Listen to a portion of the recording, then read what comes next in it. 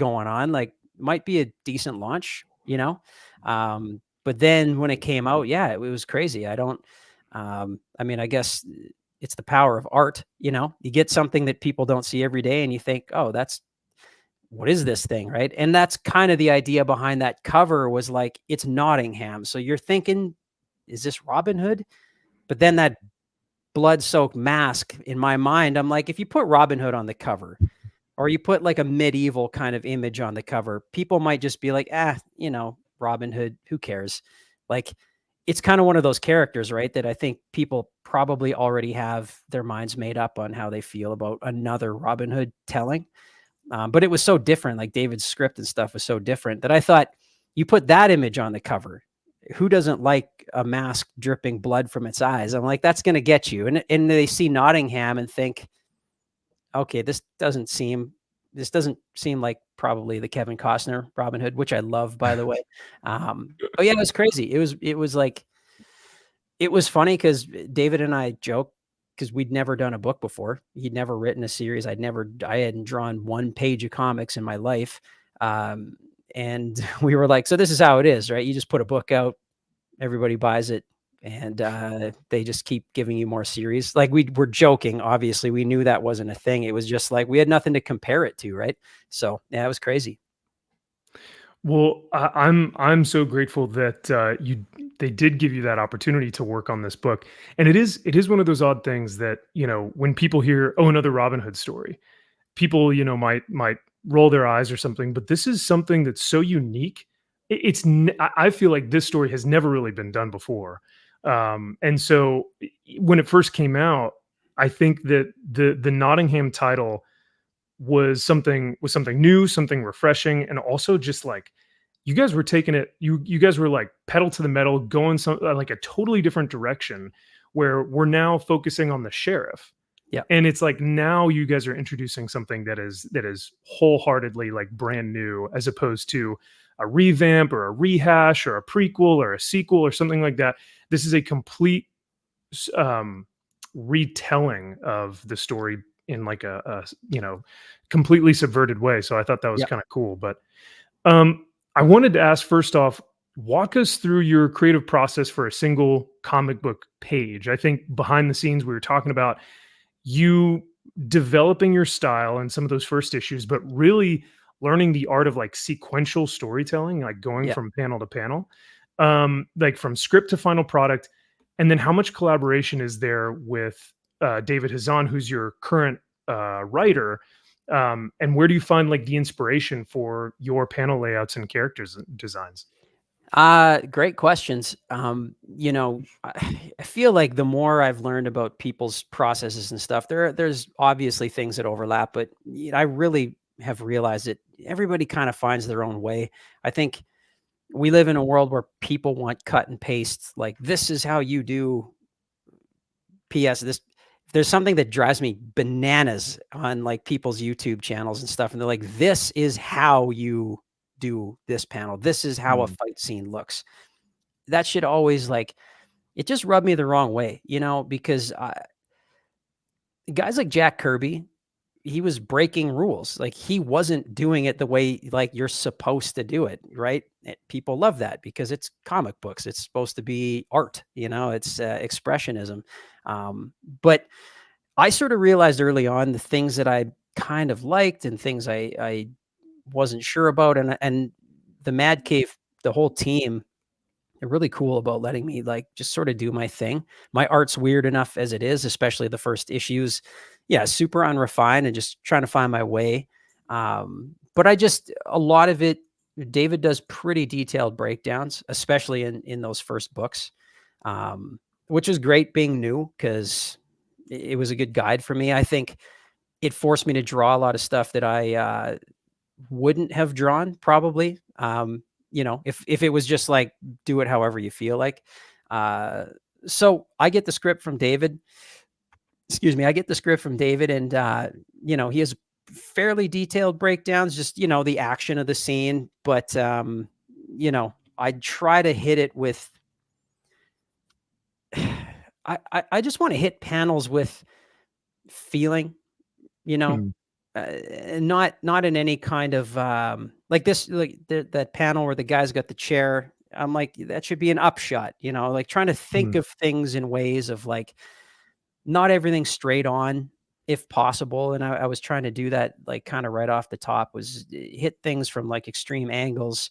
I'm a big movie buff. Like I love, shocker. Like I'm a big Tarantino fan and that kind of stuff. And I love interesting angles, Dutch angles. And especially a book like this, it, it really lent itself so well to that, all those ideas. Cause it's like, you don't know who's the good guy. You don't know, like everything's a little off-putting. And so I was like yeah. just hitting it with some different angles and trying to figure out as interesting ways that I could with my skill set. So yeah, as far as the process, David gives me a script. I do a layout. I upload a layout and he checks it out. Our editors will check it out, give me the green light, and then I get in there and pencil it and ink it. And sometimes, honestly, like they've been cool where I've deviated from my layouts because you go through and lay out a book, but when you actually go to draw it, you think, wow, there's a better way to do this. Mm. So it's a lot of trial and error, and you'll see, like, yeah, obviously here, I've moved I've moved on in my style and detail and stuff, which is just a matter of being more comfortable. I've become more comfortable, and also, I will say this. Hopefully, I've answered your question to some degree, but Absolutely, man. Yeah. I took a really good piece of advice from something Todd McFarlane said on. He's probably said it on a few interviews, but it's like, just do the page to the best of your ability and then move on. You do the Mm, next page, because the tough thing is, like, man, even looking at these pages now, like I would have maybe done something differently, right? So if you mm, sit there and you can labor over a page and think, maybe this could be a little different, that could be a little different. I mean, truthfully, if you've hit the storytelling well, um, everything looks good to you. You have to do it, finish it, and move on. And that's a matter of just keeping up with deadlines, which is honestly like it's a blessing and a curse. The blessing is the fact that, like, you have to move on. And mm. my Yeah. style took a big jump because I just did a page the best I absolutely could, moved on to the next page, and just I've always done it like that. So, and then just be okay with just living with my mistakes. Sometimes I put a hairline too high, and then I look back and I think, well, shit, you should have taken 5 extra minutes. But No, I appreciate it. I think what I've seen a lot between your original pages and what you have now is you look, like you said, more confident, and you look like you're having such a blast. And these darker inks, these heavier tones, you're really getting a lot of depth in here from your previous stuff. And even like Mary's face here, or sorry, not Mary, Marion. like Marion, thank Lady you. Marion, yep, Lady Marion's face here, like when we go back into some of your earlier stuff, like I don't know if it was maybe just, like you said, because of deadlines, or because you were still figuring out your style, you're still honing like what you wanted to do with some of these faces, how you wanted them laid out. yep, So like Lady Marion isn't fully what you, I guess, necessarily had in mind at first, but then as you like continued to just like create, she has become incredible, like just beautiful. The facial structure that you have on some of these pages for her. appreciate that. And yeah, you get like, honestly, I think the sheriff, from what I can tell, I think the guys and I were talking about, the sheriff has been through absolute hell, Now look at and him you here. can Like just, this guy, like yeah. he never has a good day, front to back. No. He's grizzled, he's gnarled, he's got the broken nose and the deep wrinkles, and you can just see the amount of And run through the work that you gauntlet. put into these characters. Yeah, oh yeah, Yes, yeah. yeah. And again, in the beginning, you made a good point, and I really appreciate you saying like that I look more comfortable now, and I am, Yeah. because I'll admit, like, that first series was not a lot of fun. Like, I wasn't Mm, having a good time. It was a lot of sure. like we were talking before about like I was just hanging on for dear life. Every day I get a page and I'm like, David, I can't draw this. Like, what is, like, I can't, and I've heard other artists say this. You get the script, you have a panic attack and a breakdown, and you just want to quit, and you think, like, there's no way I can do this. And then, take a deep breath, you start getting into it, and you figure it out. But honestly, like, those first books, there's what I wanted. And it's a frustrating thing as an artist where you're like, you can see this thing, but you don't have the skill set yet. And you realize that you're working up to it. You got to just trust it. Do it to the best of your ability once again. But buy these books. Like, I think by the time I hit issue 5, the end of issue 4, starting into issue 5, I started to be like, I was telling you guys before, like, I love Sean Murphy and I love Mignola, Jason, Sean Alexander. I'll probably talk more about the people I love in this industry, but like, you start to realize you're not them. And you love aspects of their work, but you just realize, like, that ain't you. It's not going to work out like that. So I started to kind of lean into just the things I like and what's kind of naturally happening on the page, and just sort of leaning into that. So by like issue 5 and then the second series starting in issue 6, I started to really like, I actually started to have some fun and feel like more comfortable with the layouts, more comfortable with the scripts. And now by like issue 11, I mean, I started just having a blast. I mean, I just like this cover to issue 12. I'm like, how bad can I make the sheriff? Oh, awesome. Thank you. That is my favorite cover. It's the most visceral cover. And I love that detail right there in the hand. You can see the intensity in that hand, the desperation in it. Yeah. I love it. I appreciate that, Drew. Thank you so much. Well, and honestly, that was kind of the thing. Like, I have this thing about drawing good looking characters outside Marion, because that's actually part of her character, is that she's supposed to look like the classic Maid Marian, right? Like, she's supposed to be saved by Robin Hood. She's, she plays the damsel in distress, but she is the most threatening person in the book, really. Yeah. Like, she's not only is she like, she's like conniving in all these like ways that she like can manipulate, but she's also like unhinged. Like, she might be the craziest one of them all. And I love that. Yeah. She's a redhead. She's crazy. Come on. But and so I leaned into, like, especially with the sheriff, I'm like, man, this guy's going to get uglier by the book. And my favorite character to draw. I love, like, I'm like, when I laid that cover out, I just had the hand on the face, and I'm like, no, his finger's got to be in his eyeball. Like, love it. And talk about, the sheriff just continually getting he's, this is from issue 13, which is the most recent Nottingham issue. He's up to here at this point with he's fighting on 2 fronts. He's got the entire, King Richard the Lionheart's army outside, and inside, Lady Marian has got this complete revolt going on under her rule. And he has had enough. And this panel, the bottom panel of just the eyes and the nose and the wrinkles that's in the forehead and just the furrowed brow, it's like, man, you can just see the emotion like just coming off of the page. And I love this.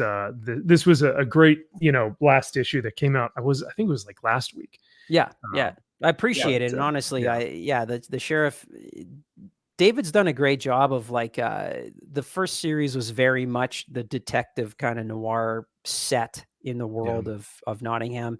The second one is more of like, an adventure, they're out on the road. It's like it's almost a buddy cop movie. And then this one is very much like, you'll see where this goes. The next issue it's crazy. It's the craziest issue I've ever drawn. Like, there's just shit in there that it took me a while. They were very forgiving on deadlines. 'Cause like when David's like battle scene, I'm like, this one's going to take me a couple extra days. But the cool thing David's done with the sheriff is he's kept, hey, speaking of Hazan, there's Kosher Mafia. Nice. But one thing he's done, he's kept the noir, the major piece of a noir alive, which is the sheriff. He just can't let go. He's driven to do his version of the right thing when he should have just he should have pieced out. Like at the end of the last series, he had the option to just leave, but it's almost like, you know, he knows what his destiny is. Like, is it a death Yeah. wish? Is it whatever? He just knows however it turns out, he's got to do his thing. And so David's done a great job of, he's the only guy trying to do the right thing. And you're right. Yeah. He literally just snaps, which how fun is It's- that to draw? Oh my God. Absolutely. Just having him completely go full bore, just like I can't take this enough. Like Yeah. y'all are gonna listen to me or Yeah. we're all gonna die. Right. And that's kind of the situation that he's put in. So Yeah, absolutely. I do want to shout out here real quick. We've got our good friend Josh McDonald. Josh, thank you so much, brother. This really means a lot. For $20. I don't know how Oh, wow. much that is in Canadian. It's like loonies, right? $8,000 in Canadian right now. Sounds about right. And our good friend Josh says, Shane, happy to see you on here. Just to put it out into the universe, what DC and Marvel character would you like to get your hands on? Alternatively, is there another book, film, or show that you would like to adapt for comics? Man, that's a great question. Josh, thank you again for the 20, brother. That's a fantastic fantastic question. Yeah, Well, Shane, I'll let you kind of take it away. since I get 18 of those dollars. So thank you. Of course, yeah. Get sent right to him. Yeah. Yeah, I don't answer until I see it pop up here. Oh, there it is. And it cleared. Check cleared. Yeah. All right, we're good. No, you know, great question. Obviously, I mean, I'm a Batman fan. That was a cool thing about this series is like the sheriff is kind of Batman in his way, where he's just like what he thinks is good and right, you know, but he's also he's dark and kind of an asshole. But at this point, like it's kind of funny because like I do well with the really dark, inky blacks and all that kind of stuff. But I think like I just did yesterday, I sketched a little Captain America, and I'm like, man, I wouldn't ever have thought I'd want to draw that, but like, I don't know, like a character like that might be kind of neat. Honestly, I'd love getting a crack at Superman would be cool. Because I think this weird thing happens in art of all kinds, honestly, where so now I'm known as like the dark, gritty guy. And so that's the thing. And so I get people contact me all the time and I got this great book. It's super dark. There's lots of blood.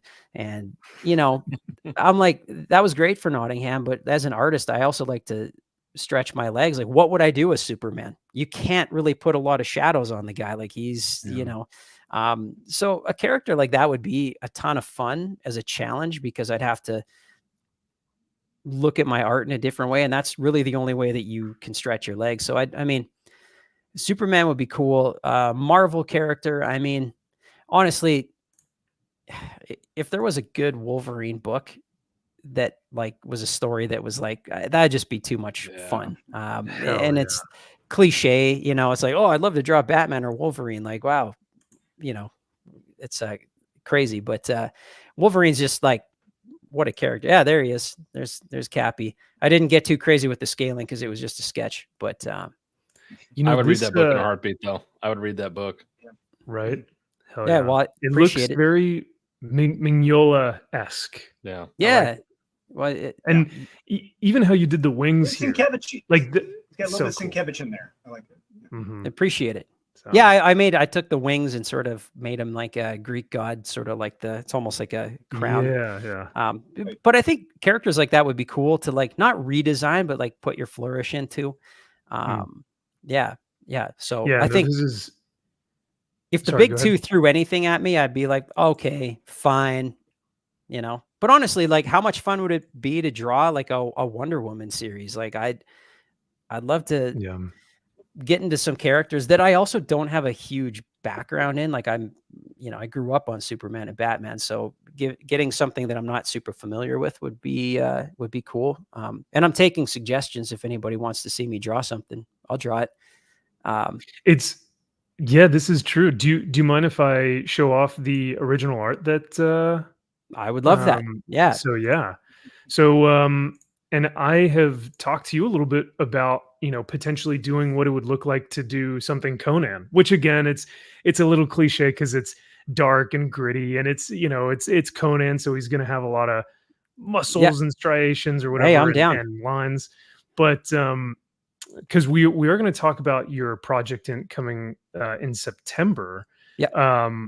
that you're kind of getting a chance to get away from. But here is the New York City Comic Con original, or the cover for the New York City Comic Con exclusive for issue number 1. I think there were only 50 copies of Yeah, this. there were like, it was a very, I actually, I begged Mad Cave to give me like, can I have one copy of this? And then I did one for San Diego, and they're like, fine, like we'll print 51. Nice, cool. I least was we there could in do. New York when this came out. I was there, and I remember this was gone the first day, from what I recall. It just completely sold out. I'll never forget that. We tried to go get it, like, what? Go already? How's this possible? Well, hey, I mean, I very appreciative. Like the Nottingham fans are like, they're like rock fans, man. They're hardcore for sure. Yeah, look at that. You know, blood coming out. He's basking in the blood. You know, he knows what's up. It's so rad, man. And we were talking about it a little bit earlier, but like all the blood in the rain that's kind of sweeping off his hand here, that's all like on my piece, it's all textured. Like it's all three. It feels like, you know, you really were just dumping your emotions on this page. So I appreciate it. Yeah, thank you again. It's a beautiful piece. So I'm glad you're happy with it, man. And honestly, you know, something I learned from watching is actually a bunch of Jason Sean Alexander videos.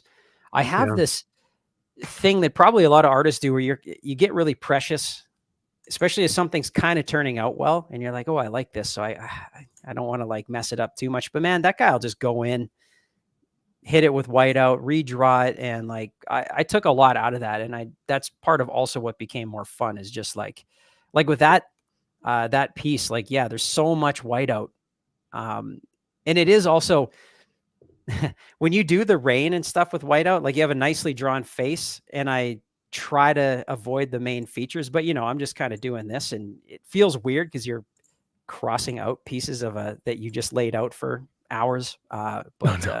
Yeah. So there's a couple, that's the thing, like drawing digitally, you know, you can hit the delete button pretty easy, but when it comes to whiteout and ink, you have to commit. And once you do, though, and like we were talking about, with that confidence that you have, you're probably having so much fun, you know. But at first, I couldn't even imagine taking a piece of mine and then like potentially screwing something up, you know, especially if it's on, you know, bristle board, I think it is, or something like that. You know, it's just you're. I couldn't even imagine what that must feel like.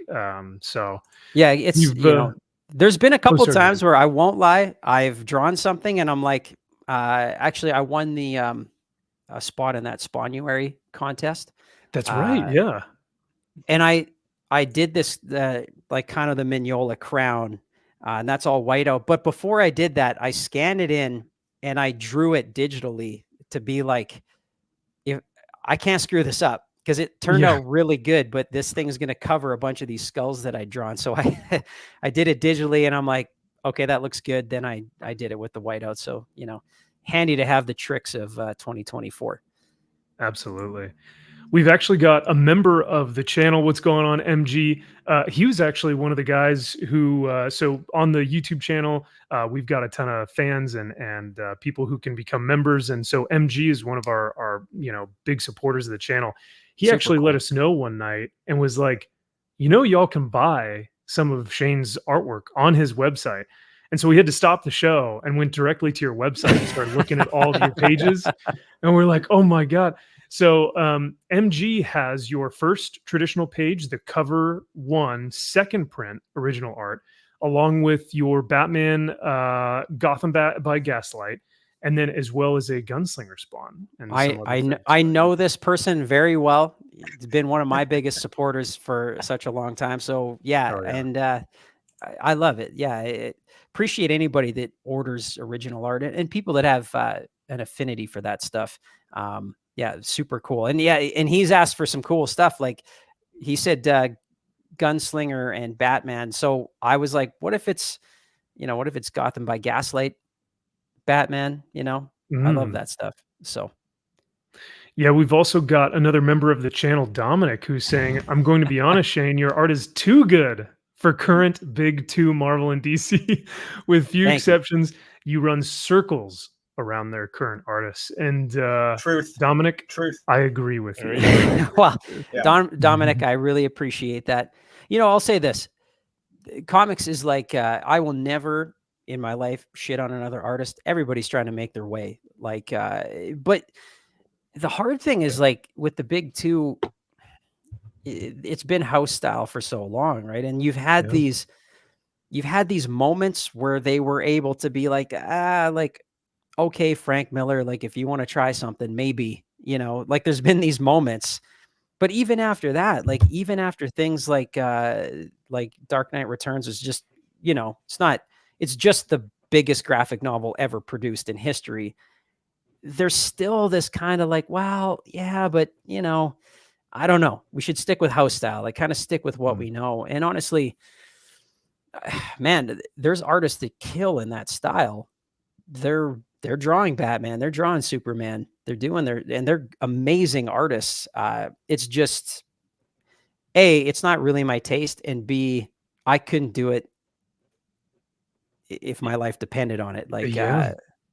and now with the AI shit going on right now, that sometimes I think that the big two have dug a bit of a hole because they've been pushing artists into a certain style that really is what AI can easily replicate, right? So you're like, you've already sort of like created your own AI by making artists all draw the same.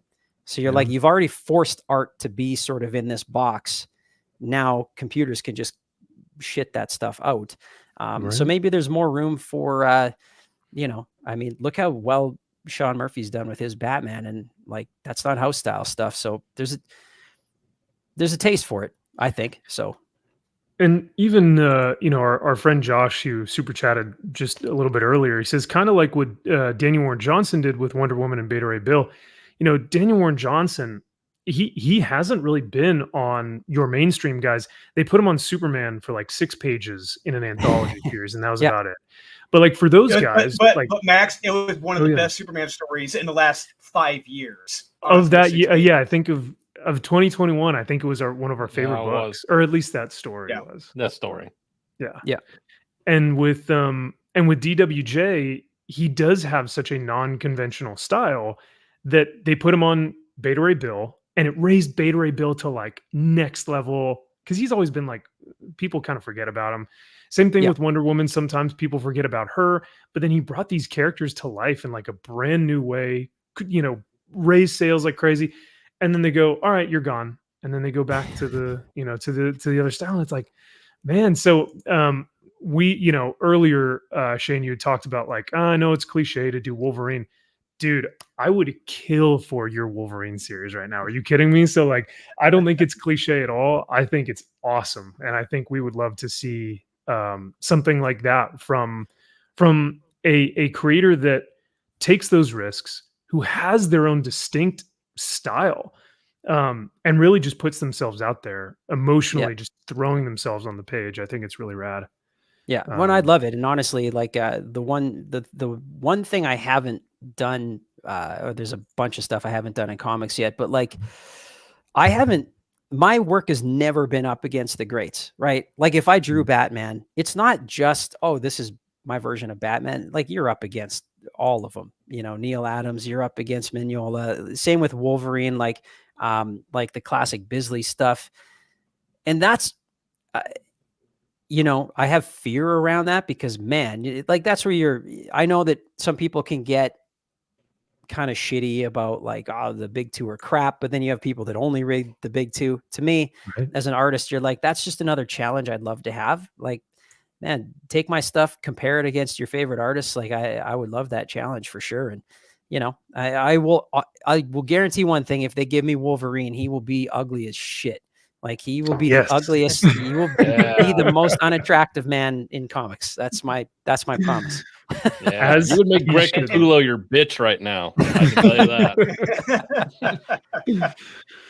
Oh, I love it. Yeah, that would be one hell of a series. That'd be too much fun. Because we have seen iterations like here and there of Wolverine where he's just grotesque, man. He looks like a monster. He looks like an Yeah. animal. And I he's got the hair and like the chops and the hair are just like completely grown out and just like that fun stuff is always, Well, it's such a great, you're depiction. right, and don't you think that Canadian characters like Wolverine, Deadpool, like, don't you think a Canadian artist should draw them like every once in a while? Like, shouldn't that just be built in? It's like, come on. Hey, I mean, you got to So draw. We appreciate you drawing Captain America. You know what I mean? that Because was cool. that was pretty rad from a Canadian. So we've got actually MG and Zax. We've got a couple guys in our chat that are Canadian, but we Oh, don't I hold love. it against you guys. It's all good. Have you done Captain Canuck yet? Have you done him yet? No, I honestly haven't. But Okay. you know what? That kind of just happened. I needed a bit of a mental break from. I was doing because I'm coloring my new series as well, so I needed a bit of a Mhm. Oh break. And wow. I was like, oh shit, it's July. It's it's July 4th. This happens. My wife and I, because we both work from home, we're always like, why are so many people out? What is, and we're like, oh shit, it's the weekend. Or it's like, oh, it's Canada Day. Oh, Yeah, that's why yeah. everybody's out. You're like, so you kind of, when you're doing this stuff all day, you sort of come out of this like cocoon of isolation and realize there's a whole world going on. So yeah, it was cool to draw. It was cool to draw Cappy. Well, speaking of your new, series that you said that you're now coloring. Let's Yep. take a look at Prairie Gods issue #1 that comes out this September. Yep. Evil Awakens in Broadacres, Mad Cave announces their anthology series, Prairie Gods. This is your cover A, as Yep. well as this is the, So Jason um, Sean Alexander. there he is. Yeah, Yep. the issue or cover B here. Yep. But run us through, I guess, some of your ideas for the series and how this came to fruition. Was this something that you had developed over time through like some of your music? Was this something that you had come up through like working through Nottingham, or yeah, kind of give us an idea of Well, how this came to be? the quickest way I can break it down is that I play in this band called One Bad Son. You can check us out. And I put out outside the band, I put out a single just before COVID. So I was working on a solo EP and COVID sort of crushed a lot of that. But I put out one song called Shiver. And along with the single, I had drawn this book that goes along with the music video. And at the very end of the book, I put in a little like 4-page story, and it's just a guy driving down a prairie road and he comes across like a demon sort of character. Anyways, that was a lot of fun. And I thought, like, I kind of had this idea brewing, but I was doing Nottingham and stuff at the time and touring with the band. So I kind of had to put it on a shelf. And then fast forward to, oh man, probably maybe even a year later, I had a Patreon going for a while. And I was putting up Nottingham art and that kind of thing. And then when the second series ended, I had this kind of gap where I didn't really have anything to put on Patreon. So I wrote the first Prairie God story, which is actually going to be book 2 now. And so I was just serializing it on my Patreon, thinking like, this is fun. Kind of like, I want to try my hand at writing and that kind of thing. And I just was serializing it on my Patreon. And anyway, fast forward to New York Comic Con, and I was chatting to my editor, Chaz Pangburn, and I was like, whatever we were bullshitting about, I was like, oh yeah, I did this series, or I'm doing this series on my Patreon. And he's like, oh, like you've got like finished comics? Like, why aren't you talking to us about it? And I'm like, I don't know. So he's like, well, let's print them. Yeah. he's like, So, you're doing it anyway. But so I give him the rundown of my idea for what like a series would be, and he dug it, and the crew at Mad Cave dug it. So he's like, you can't serialize this on Patreon anymore. So I had to shut that down. mm, But super cool. They greenlit this thing. So it's 5 issues. In a nutshell, it's kind of like Sin City in that it all takes place in one, or has to do with one location, which is Broadacres, which is like it's like a nebulous prairie town. You don't really, it's sort of like Gotham City where you're like, what state is it in? Doesn't matter. It just is what it is. It could be any town that you drive through, but it has all these, every story's kind of got a paranormal twist. The first issue obviously is called Race the Devil. It's this retired NASCAR driver literally races the devil at an abandoned speedway in his hometown. So every issue self-contained. They're all one and done, but the characters kind of cross paths, sort of like in Sin City. Like I love that stuff where the main character of one book just kind of pops in to another book in no related story sense. Sometimes like I just love that stuff. So that's what it is. I love one and done, like one-off books. I love it. Like I'm at this point, like I'm not David Hazan, stringing together all the elements that can bring together like a 3 arc or a 3 series arc. I'm like, forget it. Like you get one story and out. But I also, I really like, I mentioned to you guys when we were chatting earlier that I've got a lot of my friends and fans of the band, like music fans, that they're not comic people, but they've been buying Nottingham stuff and they've been loving it. And I'm like, man, I'd love to be a conduit to get some new people into comics, because it's like, it's the best shit. Like, I absolutely love it. And they've been really digging it. So I feel like doing the one and done kind of books, you can pick up any issue. You don't have to have the whole, you don't have to go back and read every issue. It's a really good way to get into comic books, like if a new comic fan asked me like, what Batman book do I pick up? It's like, forget it. I don't know what to tell you. Like, but yeah, so that's the thing with Prairie God. So it's all 5 one-off issues. There's like Race the Devil is literally, he's racing the devil. The second one is like a Western. It's kind of it's like this sheriff is he alive? Is he dead? You're not sure. You might never find out. And then there's like a story that's set in the First World War, but it also involves like UFOs and there's some time travel in there. So it's like kind of Twilight Zone-ish as well. Yeah. Some of it. Love it. Yeah. Like there's little twinges of horror, but like, it's not strict horror. It's kind of, I'll put it to you this way. It's whatever the fuck I feel like. And that is really fun. That is very fun to draw and write. So hell yeah. As it should be. It's your series. Go for it, man. So yeah. And cool to see, it's cool the Mad Cave greenlit it. It's a bit different as far as series they normally put out. And honestly, I'm like, it's kind of neat to see, like, do other people have my tastes in, it's very much like I love B movies, like Highlander's probably my favorite movie. Nice.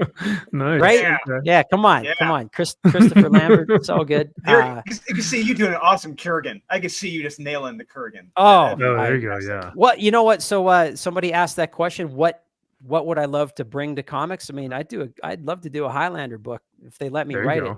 Oh, I'm there.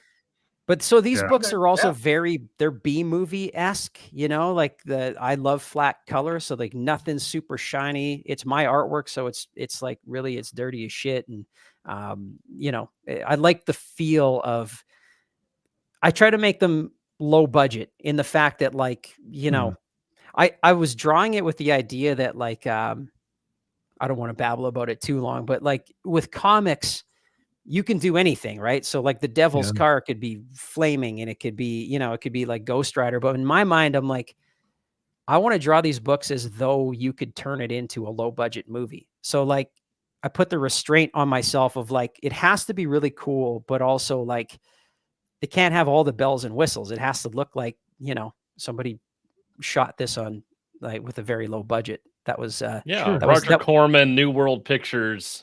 Yeah, absolutely. Yeah, totally. 2000, something like that. Yeah. 100%, absolutely. So that's the rundown on Prairie Gods. Yeah, there's a level of a little bit of verisimilitude in it where it's like, man, this is going to be something fantasy or sci-fi or Twilight Zone-esque, but it can still maybe potentially exist within the realm of reality. So, Exactly. That's um, totally it. And also Broadacres is my hometown.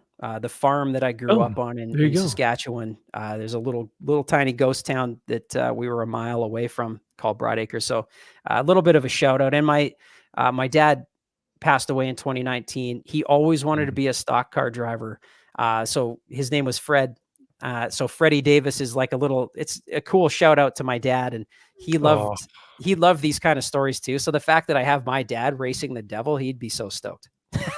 dude, I That's had awesome. no idea. And the Wow. car, Freddie Davis's car, the 1970 GTO that's the Mhm. car my dad always wanted to have. He's just, he wanted that one his whole life. So now I Oh, got him in a comic book. So I feel like he'd be pretty stoked. I man, I thought I was like I locked this book in. I was like, I'm locking it in.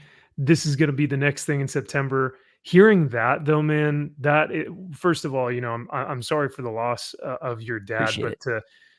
to have him immortalized in your own book, man, that's incredible.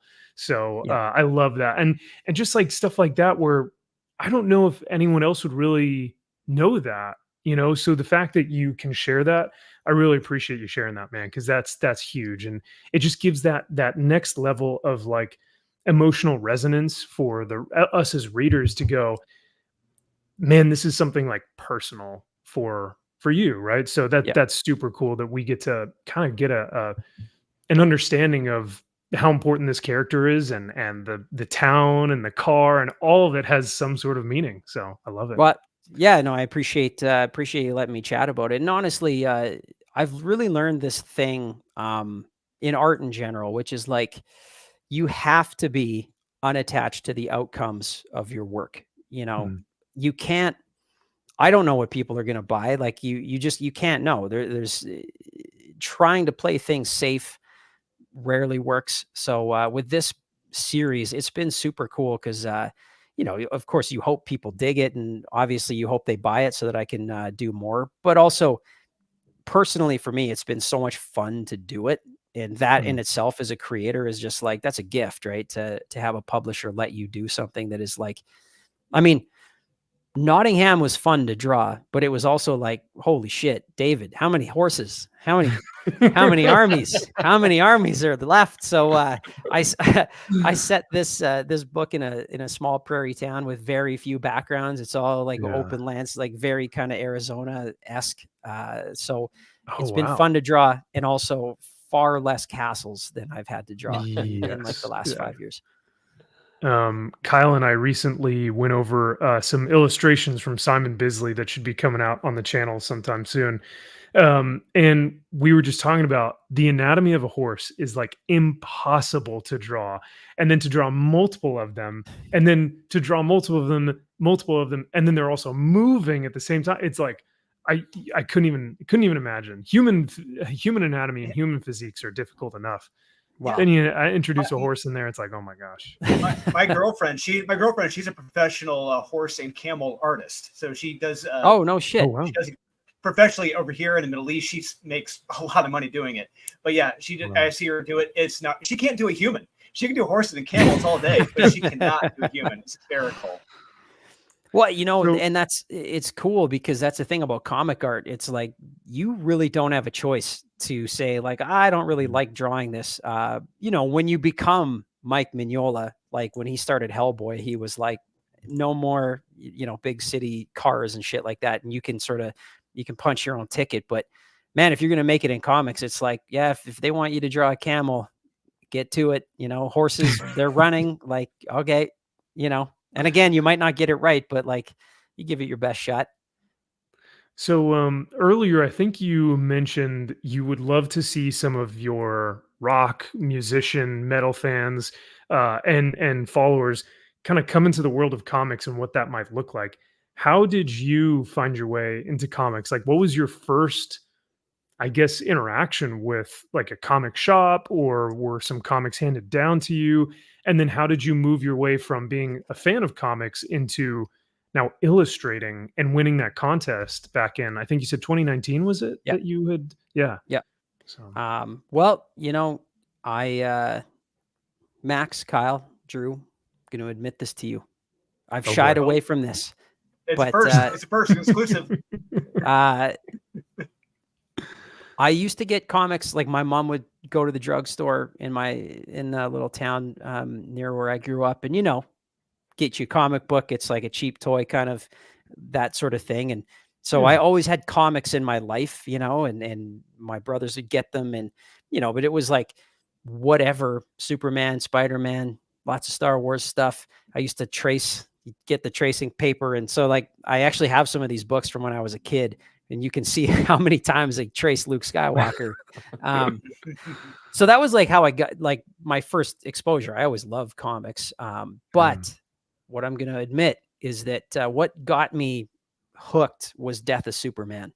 Oh, nice. And I know some Okay. people, the funny thing is you hear so many people shit on that series, and it's like, oh, DC just sold out because, obviously like McFarlane and Jim Lee with X-Men and shit, they were blowing up the Oh, yeah. industry. So it was kind of like DC's answer to like, well, Jim Lee just sold 6 million issues. Like, what do you do? Yeah, Oops. exactly. It Like- was. I mean, yeah, because if you go back to history on that, DC was third at that point. They were desperate. Yeah. And crazy. They had to do whatever they could. So, yeah. And Yeah, it was, but also- speaking of that, Shane, like when we were kids, Kyle will tell this. My brother will tell you this. Like, we got those issues early too. We got those Yeah, issues we from our did. uncle who ran a magazine distribution plant. And when we read that, Oh, when we no were kids, shit. it blew our minds. Yeah. Yeah. And Well, we still yeah. love those comics. Well, and it's like we could have like an 8-hour conversation on that alone. And Yeah, right. but the thing I'll say about that series was like, this is, when did that come out? 1991, something like that. 92 or 93. Yeah, 3, something. Holy shit. Yeah. But like I grew up on the farm, right? We'd Mm. get into the city. The closest city to us was Saskatoon, where the band started and stuff. But like we didn't get there very often, and so I had no like access to any pop culture stuff, like 0%. So the Death of Superman stuff, like it was on the news, right? And so I was like, yeah, like 12 years old at the time, and I thought, well, that's a big deal. Like they're killing Superman off. And I thought like, so that because of that, I got my parents to take me to the city, and my mom and dad took me to my first comic shop. Didn't even know they existed at the time, right? Again, coming off the farm, you're like, oh shit, there's like whole stores. They're just comic books. And I loved comics, but I'd never been in the world of it like that. Anyway, I started collecting that, and then that's just your gateway. So again, for as many people that will like to shit on DC for, it's a publicity stunt, but also it sparked a lot of people like me. It got us into comic shops, and because I got into the comic shop, it was like, oh my god, there's like, because again, I didn't know anything about indie comics. I'm a 12-year-old farm kid. I'm like, what would I know about this stuff, right? Like, where am I? There's no internet. So once I was in that comic shop, though, well, now it's like, yeah, I get my Superman books, but I'm also starting to pick up some other shit and starting to get, some of my first like Mignola stuff. And obviously I didn't know about Todd McFarlane, and all of a sudden I'm the biggest McFarlane fan. I'm like, holy shit, what is Spawn? Like, so I start, so that's really what got me into comics. And then after that, I was always doing art as a kid. I've always drawn. But like, and I wanted to be a comic artist after that. Like, especially, I will say this, like when I discovered Todd McFarlane, that was like, that's my shit. You could see probably like 5 years of like my teens where it's just like McFarlane knockoff shit. It's just not, and because I had no idea how to really draw anatomy and stuff, it's just a bunch of lines. It's a face. It's a poorly drawn face with like a million lines on it. But anyway, that's what really got me into it. And then I kind of like, I'd submitted some stuff as a kid, as most artists do. I wasn't ready. And I started doing some acting and stuff. That's kind of my third side thing that I do. But then I discovered music in like 2001 and blew my mind. I was like, okay, art I could do forever. I can draw pictures when I'm 90, but I might not be able to be a rock star when I'm 90 years old. So I kind of got swept up into music. I got into the band. We started, that's a very other long story, but we started doing really well, like a ton of touring. So art got kind of put on the back burner, though I was like designing t-shirts for the band and doing that kind of stuff. And then fast forward to 2019, my now wife, who was my fiance at the time, we were 2 weeks out from our wedding. And I decided kind of out of nowhere, I was like, you know what? I think it's time if I'm actually going to give comics a shot, because it was always kind of in the back of my mind that I want to do it at some point or give it a legitimate shot. I was like, time to take it seriously. So I sat down and I started to write and draw my own shit, drawing things off of scripts I found online, like trying to just learn the craft and all of that. And then 2 weeks before the wedding, I found this art contest. It was like, I was Googling art contest thinking like, whatever, if I can get some feedback, from somebody, that'd be great. So the Mad Cave talent search popped up. I'd never heard of Mad Cave, totally out of comics really at this point, as far as knowing who is doing what. And then it was like a 5-page submission to use one of their characters. And so I did my submission and I was like, holy shit, I won. I was like, I'm probably going to need at least to submit like 2 or 3 times to something like this. But they obviously they dug the weird shit that they saw. And I actually, that was it. That's how I broke in. And like I said before, completely unprepared. And then I got thrown Nottingham, and David was, once I read David's script, I'm like, man, this might actually be good. Like, what if people actually read this shit? I might be in trouble. So that's, it was a lot of that. And it was my wife actually who, legitimately my skill level, I was like, look, I could like apply to this next year, like we've got the wedding and shit and just a lot going on, music and stuff was happening. And she's just like, no, like you got to do it. Like, if you're going to do this, like get into it. So, I mean, she's incredible. She's like got my back all the time, but she's the one that was like, man, enter the contest. Like, what if they say no? But what if they say yes? And then they did. And it's like, oh, okay, now I have 2 careers I have to try to figure out. And then the pandemic hit and it was just comics. And honestly, the only good thing that can come out of a bad situation like that is I got nothing but time to work on my craft. It was just draw. And we've talked a bit about how my work took a bit of a jump between the first and second series, but like all I was doing was drawing, that first, no lie, boys, that first book, 20 hours a day. I had a couple of days where I got up at 5, I started drawing. I went to bed at midnight or 1 and then get up and go, because I had to get the pages done and I was so slow. But I learned how learned how to speed it up. So that's shows. Let me tell you, I tried to make that a short answer. Well, thank you. What would you say? What would you say was one of the hardest pages you've had to do? I've been curious. What would you say was one of the hardest? Do you remember? Was there one that sticks out? There's some stuff coming up in the next book, as I've mentioned, that there's different levels of hard when it comes to comic art, right? Like, I mean, no artist is stoked to see, an entire army comes to the gates and then an entire other army meets them. And then there's like, that's like heavy lifting shit, right? Like that, you just know that's a long day. You're like, okay, this is a long day.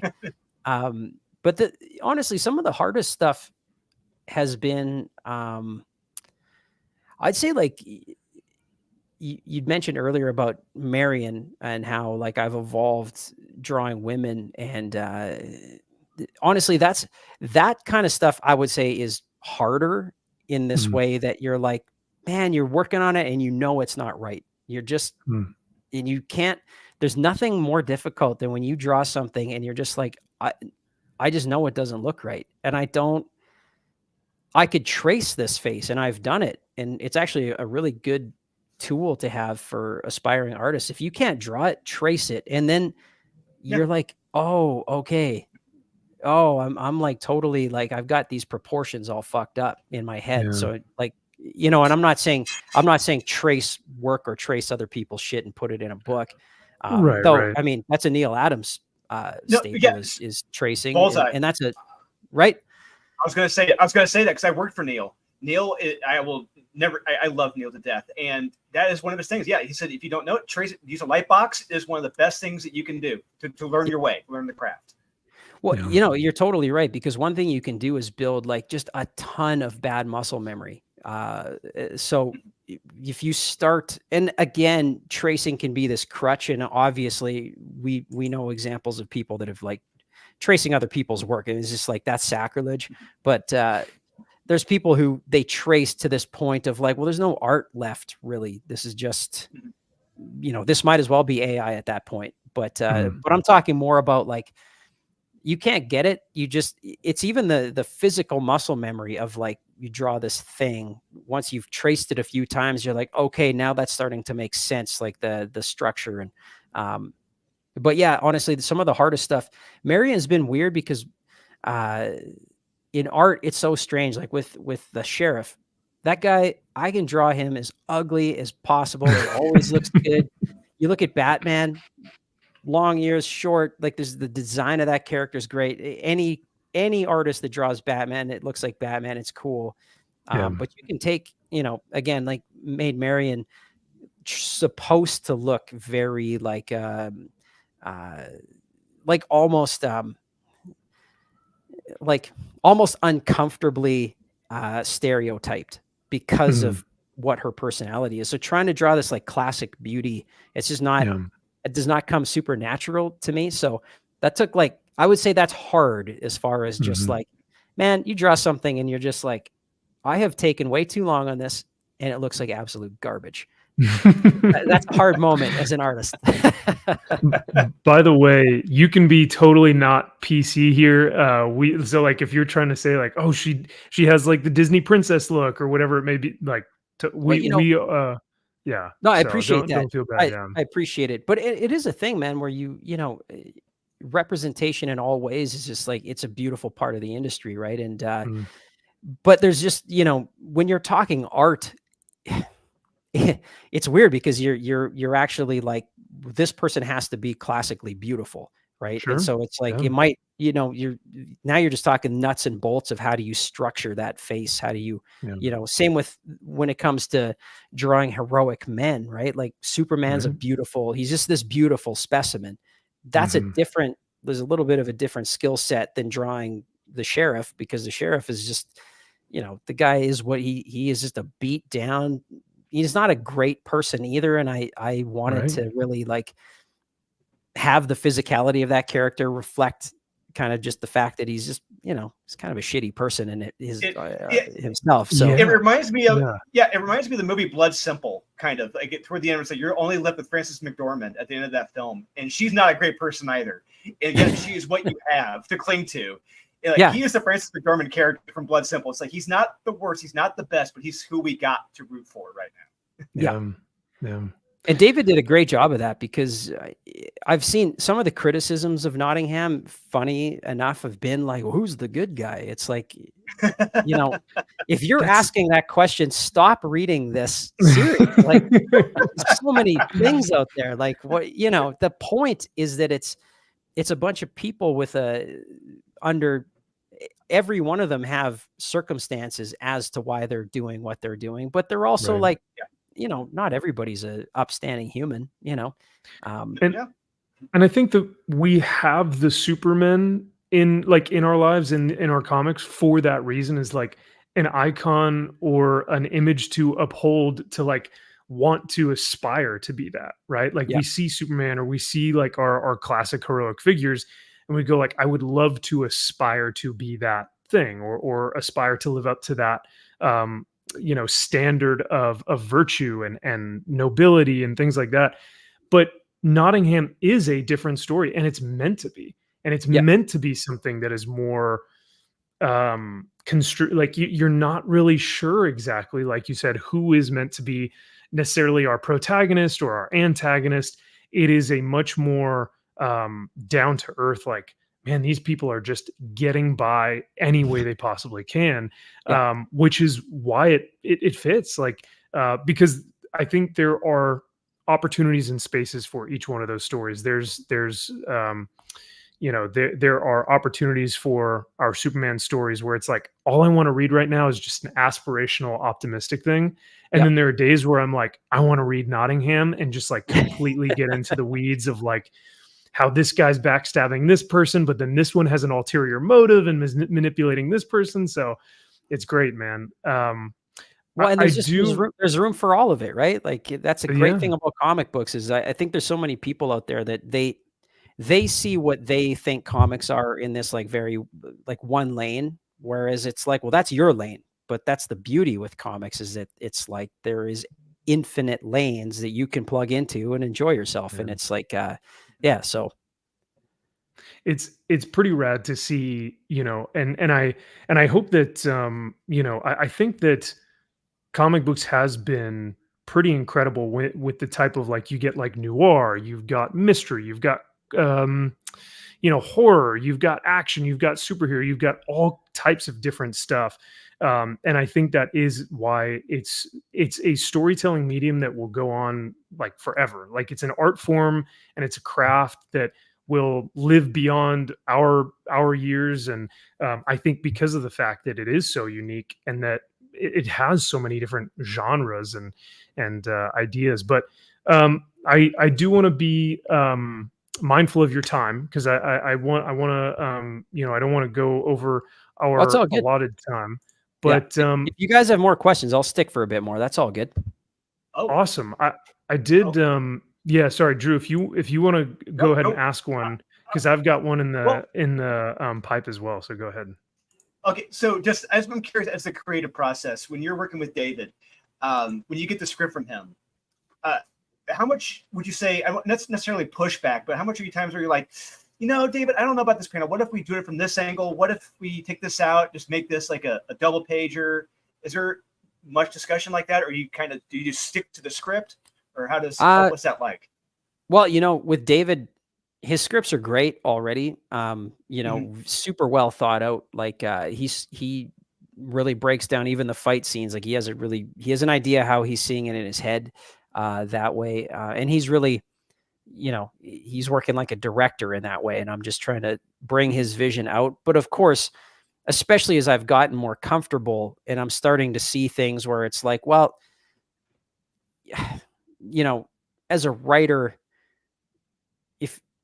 I can't speak to how David sees the stories as he's writing them, but oftentimes it's hard not to see things as a movie, I think, as you write, whereas it's comic art. So it's all, it's all still shot. It's all 2D, moment by moment. And you're so thinking as a more competent and comfortable artist. There have been times where I'm like, man, what if we like you just said, actually there was a moment in issue 4, which is exactly what you just said, Drew, where he had the Merry Men are looking up at Robin Hood standing on top of the castle. And that's an epic shot. But as I started laying it out, I'm like, well, that's Robin Hood's hero shot. And if we see it from the crowd looking up, that makes Robin Hood, this big in the panel. So I flipped it around to be a shot over Robin Hood's shoulder. So he's got the hero pose. And then you see kind of like, what I see on stage, which is like when you're looking out at the people like that, it's just an epic shot. And David's always been great for like, it's not even pushback. It's just ideas, his scripts are awesome. So there's not much room for me or any need for me to really, that's the shot right there. Here it is. Yeah. Nice. Yeah. Originally, That's it was awesome. supposed to look up at him, but I'm like, that's just Oh, yeah. that's the Oops, hero sorry. shot. Yeah, that's the hero shot that's right there, rad. right? That's cool. Yes. There's only, I will tell you, and I mean this is for real. I think in well, 15 books. I think we had one page that we were like, he wanted something, I really wanted something else, and so like that's pretty good. That's a pretty good batting average. One page out of Yeah. however many hundred that we were like. But of course, like you also realize, what does it really matter? Like that one page wasn't going to make or break anything. But no, it's been pretty cool. And David's also been like, he scripts it, and he's, especially in this last series, he's like, if you see it a different way, just like, he's open. Like he's a great writer. He's a better person. Like David Hazan is just a beautiful human being. And just as like, he's learning the craft as I have, right? Like those first books were his first. So we're just, he's trying to figure his shit out. I'm trying to figure out mine, but now we've worked together for so long that it's like a very, very cool, like organic process for sure. That's awesome. Yeah, that is so rad to hear. Cause yeah, you don't really get the behind the scenes of how the writer and the artist get along. And with your new series, you're going to be doing both. Well, actually all three: writing, illustrating, and colors. Yeah. So that's, I mean, I couldn't even imagine. I'm a glutton for punishment, so I'm just like, people have warmed up to my art, so now they can shit on my writing and my color. So I can't wait. Yeah, good. No, Well, now you can't pass the buck on somebody else. Now you can't. Oh, no. I didn't write it. Yeah, no, that's it. Exactly. There's Blame actually, the editor. Blame the editor. I will tell you guys this. This has been a funny moment I had, because like, I get a page from David, and I'm like, oh my God, like, oh, David, what are you doing to me? Like, come on, man, like, give me a day off, So there was actually a couple, like one page in particular in Prairie Gods, where I just had a natural reaction as the artist. I was like, oh my God, like, come on. And then I'm like, oh, you wrote this, dude. Like, you can't. It was just weird. It was like a weird out of body experience where I'm like, but Writer Shane screws over artist Shane. How about that? yeah, exactly. Yeah, Exactly. Well, I'll ask a question, and then we do have our main man Josh coming in again with another question. We'll That sounds kind great. of finish off with his. So you're successful musician. You've had an acting career. You're now a rising star within the indie comic scene. How do these seemingly disparate artistic endeavors and the way that you express yourself, how do they inform and kind of inspire each other? Because I don't know if you've heard of the band Coheed and Cambria, Claudio Sanchez. Does absolutely work because he's written the Amory Wars, which is his comic book series, which then informs the music and the albums, which are it's a space opera. It's like a sci-fi epic. So does one fuel your creativity in the other, or how does that necessarily work for you? Well, I'm really glad that you asked that question, because it's funny. Again, my wife is she's a superstar, and I was in a pretty dark place for a bit, because art is tough. Like commercial art is tough. It doesn't matter if it's movies, music, comics, because you are, oh, I'm so fulfilled, and then a week later they're like, no one bought my record, or no, you go through, it's just this all the time. You're just taking hits all over the place, and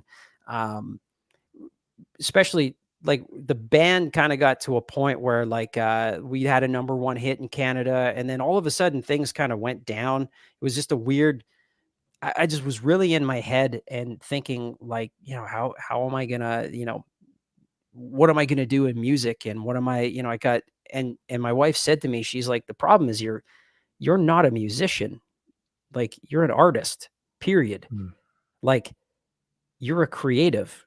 And that just, because I had at that point like 18 years of music, and you sort of go into like tunnel vision of like, if this thing, we got to keep going on this. And that advice opened my world, because I was like, yeah, like there's so much shit that I want to do. And that was kind of the moment that I decided, yeah, time to shit or get off the pot with your art career, because like you want to Yeah. break into comics, you might want to do it before you're 70. But it's a great question, because something that came out of that as a few years went on, something really hit me where I realized that, the thing that I'm the most addicted to as a creative is not the drawing, it's not singing, it's not writing, it is the creative process itself. Like getting an idea and bringing that idea into the real world as a real tangible thing is the thing that I love the most in the world. Like that's the thing that I can't get enough of it. And honestly, I wouldn't say that like one medium like informs the other. It's just that like they're all uh, I never get tired of writing a song and recording a song and playing a song live. It's always fulfilling. Um, Coming up with an idea and drawing it, especially now that I can, right? Once you build that skill set and you actually can be like, holy shit, like you got a car exploding out of the air. You're like, and you can actually make that come alive onto a page. You're like, that's incredible. Like, I haven't done as much acting, but even creating characters in that way, bringing a thing that was nothing into the real world to be seen and ultimately judged by people, which honestly doesn't bother me. Like I love it or hate it. It's like, that's the great thing about art. It's out there to be enjoyed, subjected to criticism and all that other stuff. But I think, I think it's just the fact that the creative process just never, ever gets old. And the cool thing doing multiple stuff is that, I'm at my drawing table right now. I'll sit here for 18 hours a day. Right. And so going and picking up my guitar and playing some tunes, or like going on stage, or like it's a different release. So I'm grateful that I get to do different stuff. And honestly, starting to write was great too, because it's a different way to use your creativity. Like, and also gives you an appreciation for what a writer has to do, especially in comic books. Like it's such compressed storytelling. I don't care if you're writing 50 book arc of Batman. There's still, 20 to 24 pages. It's not like a movie. You can't let it breathe. You're like, you gotta like, for a writer to be able to do that stuff time and time again, in such a short space of time. I can't get enough of it. So honestly, I'm grateful that I'm getting the opportunities to do more. And, like I said, just, being able to do the creative process every day. It's awesome. Yeah. Yeah, I was gonna say, speaking of your music, I was listening to a lot of your music last night, and I did notice. I don't know if you've noticed this. It's just me. One of your songs, "It Ain't Right." When I listened to that, this is Nottingham. That is the song for Nottingham. I don't know if you're like, you know what? This is the theme song for the book. I don't know if you ever realized that or. Never thought of it that way, but honestly, that does make a lot of sense. It makes a lot of sense, because it's. I went through a short period of time where I was. I listened to way too much Rage Against the Machine as a kid, so I was like, I was getting political. I had a message.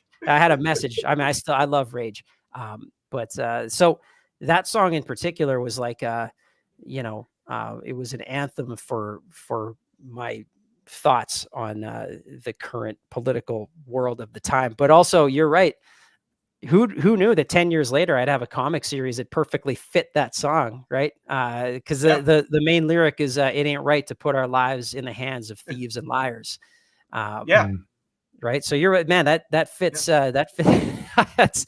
that's wild, brand new. man. That's brand new to me. That's great. It fits Nottingham. You Perfect. Drew, you called it. That's it. I'm gonna call Mad Cave and I'll say, can we do a compilation record? I'm out of here. Yeah. I'm out. So once Nottingham gets optioned, and it gets a TV series, we'll put the song as that'll be the headliner, the what do you call it? Well, it'd be like the title theme song. or whatever, the theme song. Theme song. So, Yeah. Yeah, that's not self-serving at all. Hey, if I go to Mad Cave, like, can you also put my music in there? And can I also get a part? Come on. Who would you be? Man, you know what? It's funny. Like if that, and I know two actors that I'd love to see play the sheriff, but I would probably want to be a side character. It'd be just cool to be around that stuff. Or honestly, it'd be cool to just play. I'd love to play Will Scarlet because I get to have fun and get killed in like the first 5 minutes and just enjoy the paycheck. Yeah, heck yeah, all the royalties. Oh, Yeah, no, that would be. I mean, the sheriff would have to sell the series, and you would need someone who you would need like a John Bernthal. I feel like who's just like gristled and who's got like a really stylistic face almost, but you would need someone who's not like conventionally, at least I feel like, I don't know, I could be wrong. You would need someone who's not conventionally like your Brad Pitts or your Bradley Coopers or something like that. You would need someone who looks like they've been through the Middle Ages or who's been through the Crusades and who has come home and is now a sheriff, right? So totally. No, absolutely. And I mean, like I said, I don't want to be the one that puts gorgeous Hollywood stars out of work and replaces them with a bunch of everymen. But, you know, if that's going to be my legacy, I'll take it. Hey, I mean, there have been every now and then I will watch a movie and I'm like, wait, that guy? Why don't they have like some, beautiful, handsome guy up there playing this role? But no, it's I think as long as they are a skilled actor and they envelop themselves in the role, I think I've always enjoyed the epics, right? And you look at something like Lord of the Rings, and I feel like there's so many of those characters are just perfect casting. Oh, that's such good casting. Yeah. So honestly, the actor that would play the sheriff would have to get used to because I would demand as a co-creator, I'd say he has to have the like he'd have to get the contact lenses so that his eyes are all black with just the little white. He needs it. That would be sick. It looks sweet. Yeah. That would be wild. Yeah. I like that. So finally, this is another super chat from our good friend Josh McDonald. Thank you so much, Josh, for $10. He says, this is the second time within a month now where we have heard an incredible creator say, what if I don't? And then their wife steps in as their rock to say, yeah, but what if they do? Jim Zub was actually, Kyle, myself, Drew, and Josh had the opportunity of meeting Jim in Dallas for Dallas Fan Expo, Dallas, Texas. He was down there. He was getting awarded from the Robert E. Howard, like Conan club. Wow. It was incredible. They were down there in Texas, awarded him this beautiful Robert E. Howard, ceremonial award for his new Conan series that he's been doing through Titan Publishing. And initially, he wasn't sure if they were going to choose him for the series.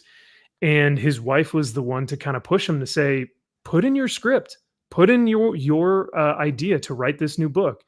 And he's like, yeah, I don't really think so. And she's like, what's the worst they could do? Say no. And he's like, well, I mean, or they say yes, right? Yeah. So, and so I really appreciate you sharing that with us as well, Shane, because as Josh alluded to here, we've now heard two creators who, with these incredible marriages, their wives have been their rocks to say, you know what, go for it. Why not? Right? Because sometimes we're our own worst critic. And when we have our rock, when we have someone else there to kind of support us, it can be an incredible opportunity. So yeah, no, that's a great story. Very, very cool story. And it's just, there's these things that happen in your life where you feel super lucky. And obviously when you find your person, that's what they do is they help you see things that you're not seeing or, cause I don't really have a hard time putting myself out there. But I'll do it, kind of on my time. But in that case, she's like, just do it. Let's put it this way. Sometimes you need a kick in the ass and coming from the person you love the most, it's like, it doesn't hurt as bad. Yeah. No, very true. I like it. Yeah. Well, I think that should just about do it. I was gonna say the next time that you'll see us, we'll be giving you a hard time for your writing abilities and I can't prairie wait. dogs, and we'll be no. I honestly, Well, I can't wait. You guys let me have it. You know what? I'm ready. I'm ready for it. no, we believe me, if we thought that there was something with your art that we could just completely trash and like rip apart, we'd give you a heads up. But no, man, I mean seriously, this Nottingham series has been incredible, and we try and like scream it from the mountaintops because we just keep telling people, guys, if you guys aren't enjoying Marvel and DC, or if you guys are looking for something different, go to Nottingham right now and check out Prairie Dogs in September, Yeah. because we're trying to get people to engage with a lot of these like smaller, like you've got Titan Press putting out bangers, you've got Mad Cave doing all y'all stuff. There's some really incredible. Skybound is doing the Transformers GI Joe series and stuff.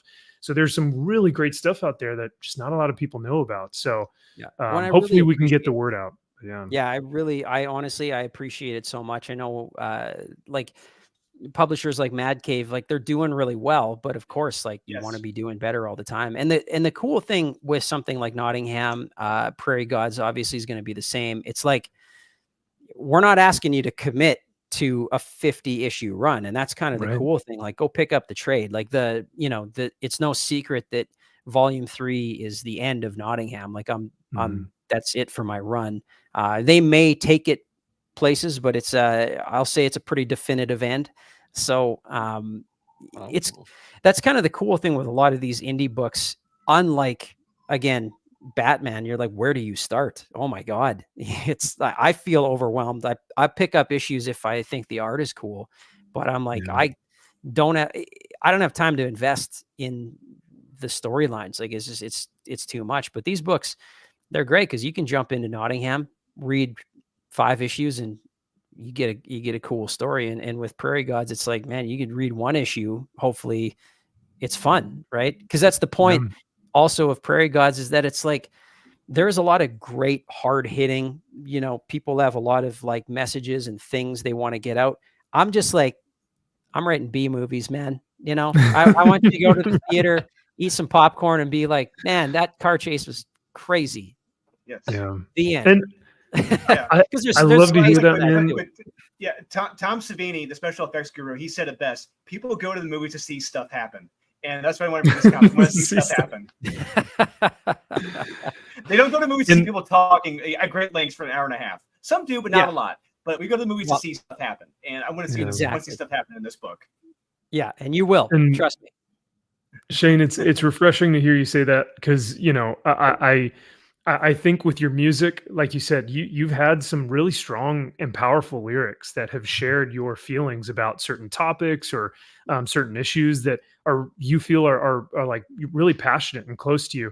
And as us as the listener, we feel that, and we can be like, man, I resonate with that, or I understand this feeling that you're having or where you're coming from.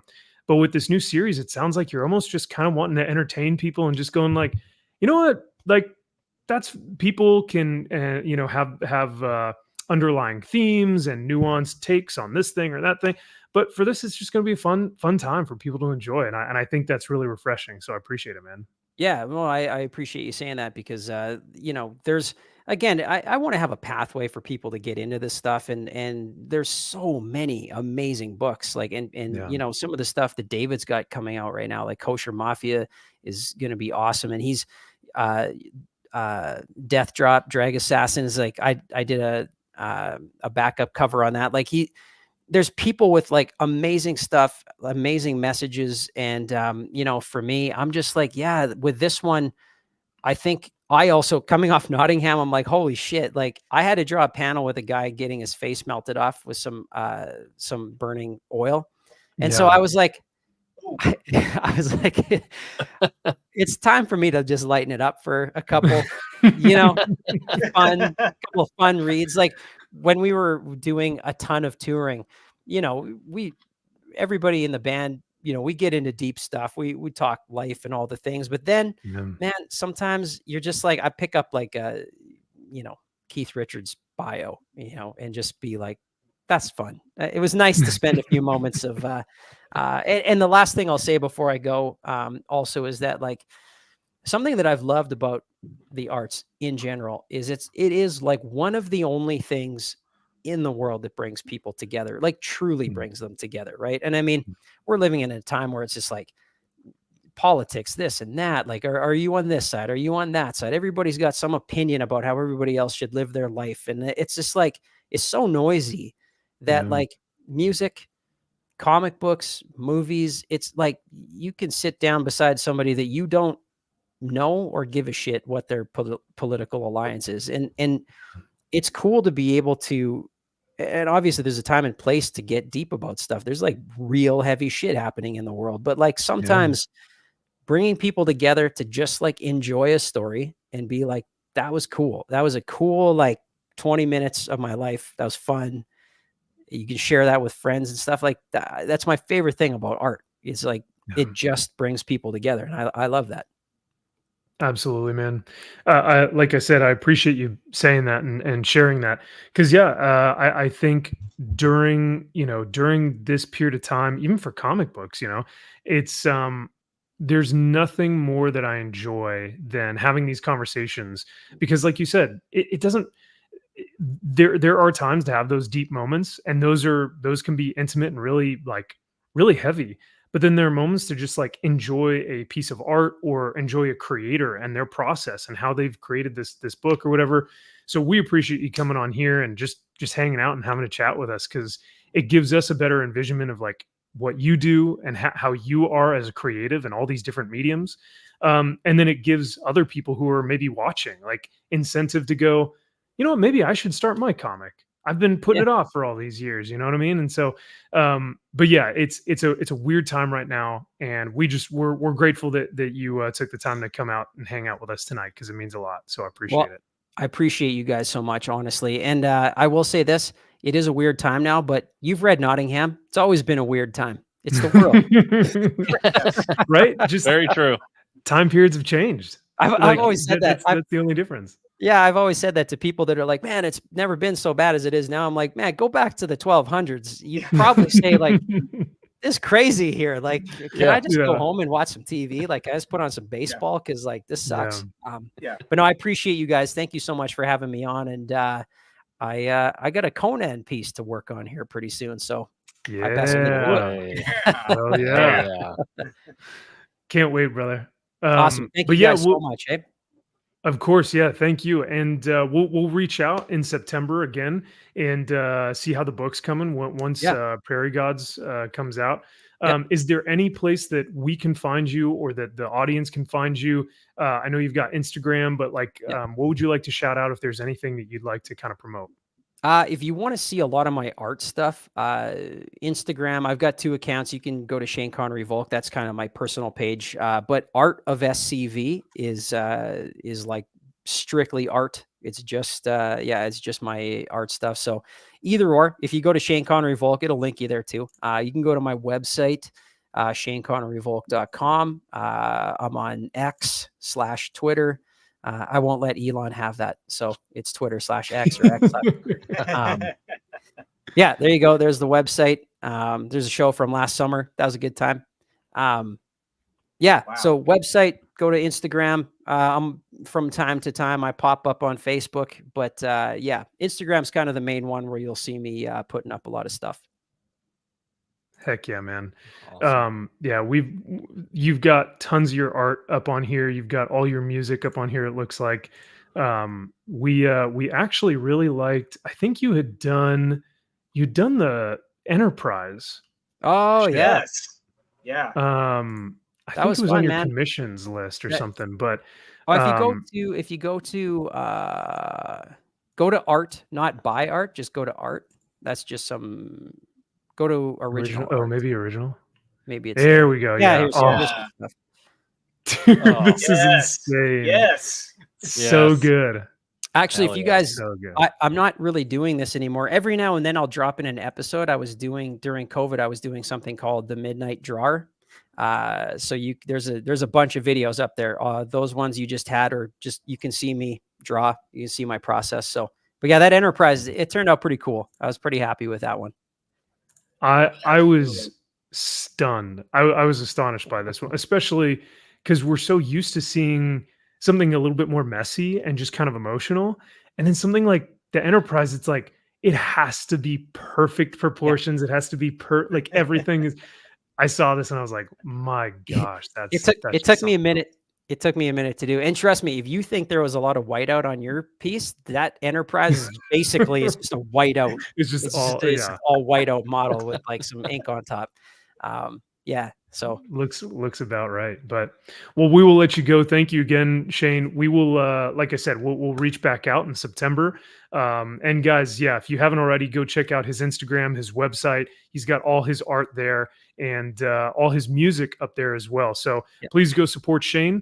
And if you guys haven't yet, I think you can get the trade paperbacks for Nottingham now. And his last 2 issues, or last issue, 14 or 15 issues. There is issue 13 came out last week, this I think. Past week. Yeah. And then I think you've got issue 14 and 15 coming out, or maybe it's just 14. 14 and 15 will be coming. So cool. Yeah, I think actually you can pre-order 15 right now, and you can pre-order Prairie Gods Race the Devil right now as well. Nice.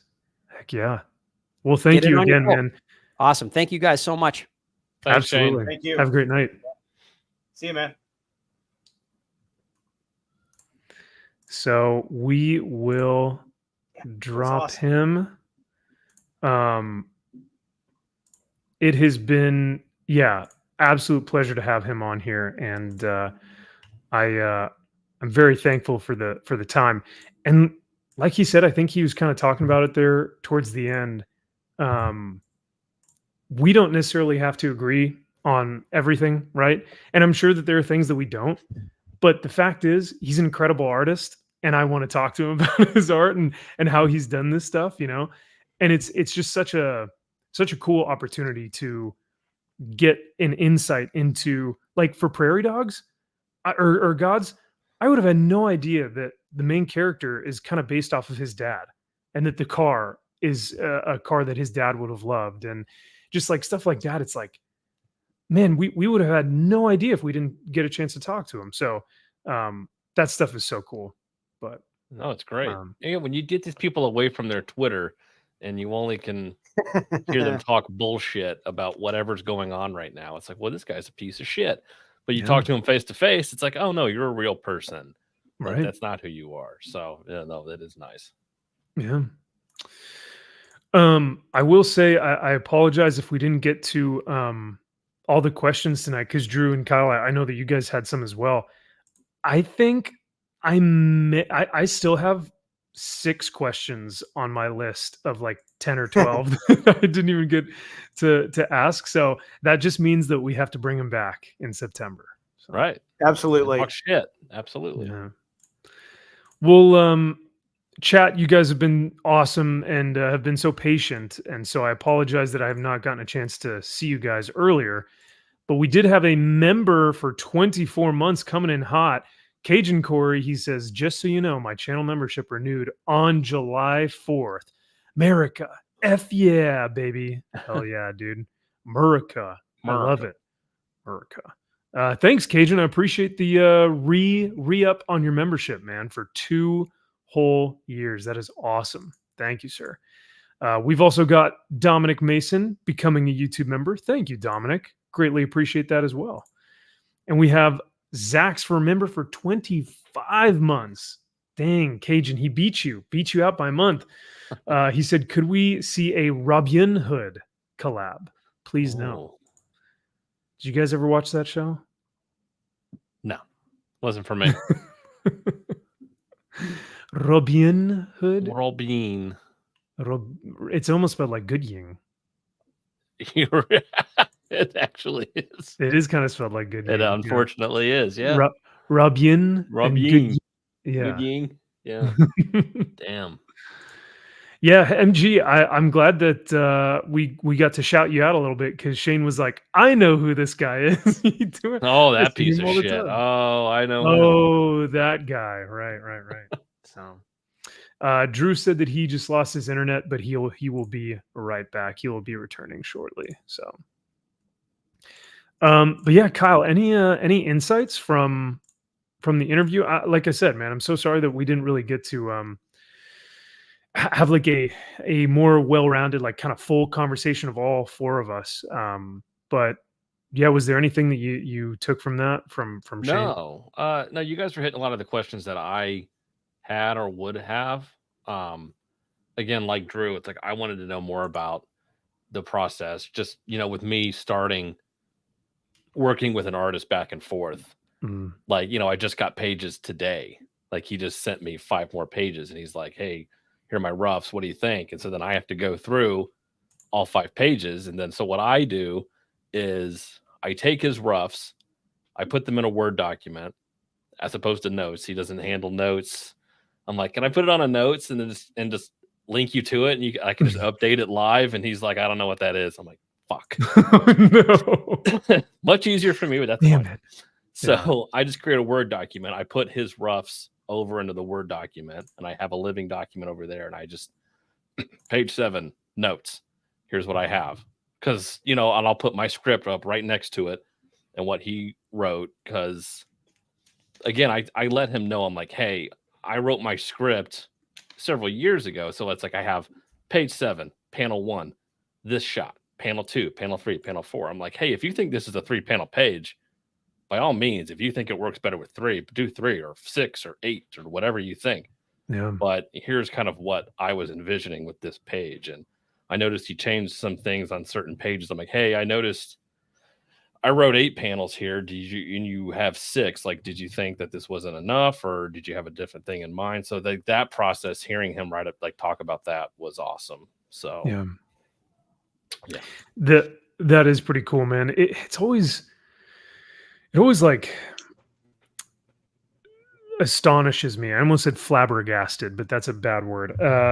It astonishes me, the creative process and just how much collaboration there is, and like just how much you do kind of have to sacrifice sometimes in terms of like, well, actually I was thinking about doing this, or I wanted this shot, or could we do this, or if you think this is better, maybe it would work better in this, and so you're constantly having to be a team, to have this team up and have this like really good communication, which is Right. difficult to do, And it's trying Yeah, to it is. convey that message. Yeah.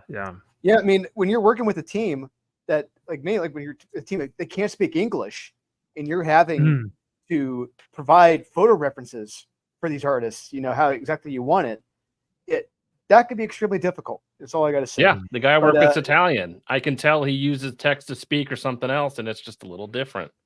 Yeah.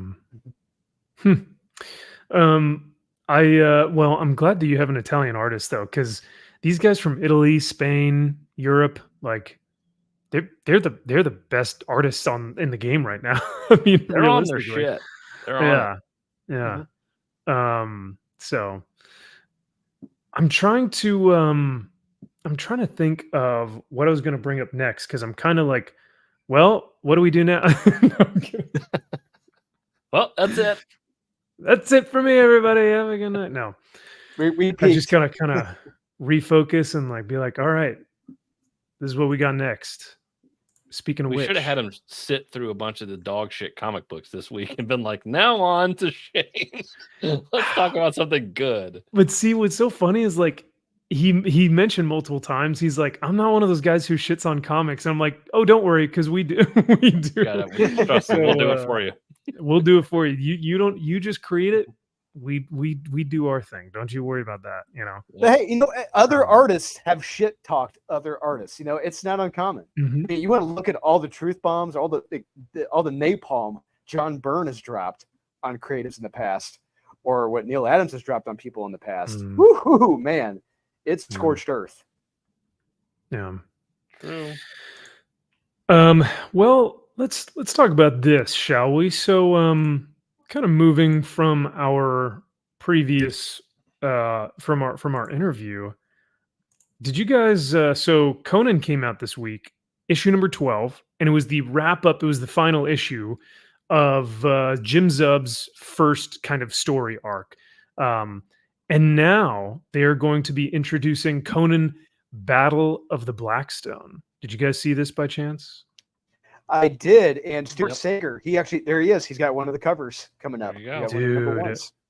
This cover, chef's kiss. Yeah, Nice. I'll tell Stuart. I'll tell Stuart that. I'll tell him you gave him a chef's kiss. Please do. This Okay. thing looks so sick. Like, but yeah, I'm not so sure about this one, but this is like, Hey. it's the Tony Fleek style, so that's fair. Yeah. Ugh. Ugh. The fuck is that? Is that AI? You know what it looks like? Ooh. It looks like the. Who's that fucking looks- Sirens Gate piece of shit? It looks like Sirens Gate. I was just about to say. It looks like the click and choose, click and point and click. Oh, Your choose yeah. your own. Yikes, that looks bad. This is your choose your own adventure, virtual comic. So- Yikes. But yeah, the Stuart Sanger, man, that thing looks freaking sweet. That's it. This one looks good. It's okay. And then this one's kind of. Gerardo Zaffino's done so much better stuff. I don't know why this was the cover they chose. It comes across as boring. It's not. I hate to say boring, but it's not as dynamic as I thought as I would hope to be. It's okay. It's not great. Yeah. That's not the main cover, is it? That's the main cover. Oh god. This is cover A, bro. Yeah. Ooh. Yeah. Like, dude, why not? And even That's in cover A. like Stewart even at should the be end of cover A. Jesus. yeah, at the end of the Conan book, this was their coming soon page. So Yeah. I hope that they make this cover A because it deserves to be. But I mean, I don't know, man. Weird. Oh well. But sorry, you couldn't see that because I wasn't sharing it. My bad. Let me try that. Let me try that again. Now we're talking. So yeah, the end of this Conan page. Here it is. It says coming soon. So this was at the back of the book. Yep. So I'm like, oh, this is going to be cover A, but I guess not. I don't know. They knew it was going to be, but then they got that. Maybe. Ah. Battle of the Blackstone, an epic new Conan event from Heroic Signatures and Titan Comics, is coming this September from Jim Zub and Jonas Scharf. Sounds a little racist. Can't we just say stone? Does it have to be black stone? The don't like ebony that. stone. Yeah, that sounds a little harsh. Can it be the people of color stone? There we go. There we Thank go. I you. think that sounds a little bit better. That's better. The thick melatonin stone. Conan of Samaria is haunted by shadows, living nightmares connected to a mysterious eye symbol etched in black stone. An unspeakable evil looms over the Hyborian age and every age connected to it, and it will take more than a lone barbarian to stop its relentless march upon time, space, and sanity. Issue 1 hits comic book shops on September 4th, and yeah. So what's interesting is that we're going to get Jim Zub writing Battle of the Blackstone. We're going to get Jim Zub writing the main title, Conan the Barbarian. And then are we also going to have him on Savage Sword of Conan, which is the magazine? That's a lot. Ooh. Jesus, Yes, it how do you is. keep that It's all a lot. straight? I know. It's a lot. Same It's like character. Jed McKay and all of his Marvel projects he's doing Oof. at once. Oof. Speaking of Jen McKay, boys, we need to talk. We need to have a serious conversation here. All right. Like it was fun to have Shane on and talk about like actual good comics. Ooh, guys, we need to have a conversation about this. Oh, we're gonna What- do. It's just like a Jim. It's gonna be like a Jim Rome. All right, we're gonna talk about Jim McKay here. What the hell are we doing with these titles? All I know is that I read the Exceptional X-Men in the back, and I laughed my ass off. Just how bad. Oh no! Yeah, it was something. It is hysterical. It's awful. Yes. I mean, we'll get to it in just a second. But initial thoughts, and if you could lock in one of these, I mean, I can barely lock in one, I was but gonna say lock in. if you could give a solid lock to one of these, which one would it be? I'm gonna be right back. Uh, I don't know.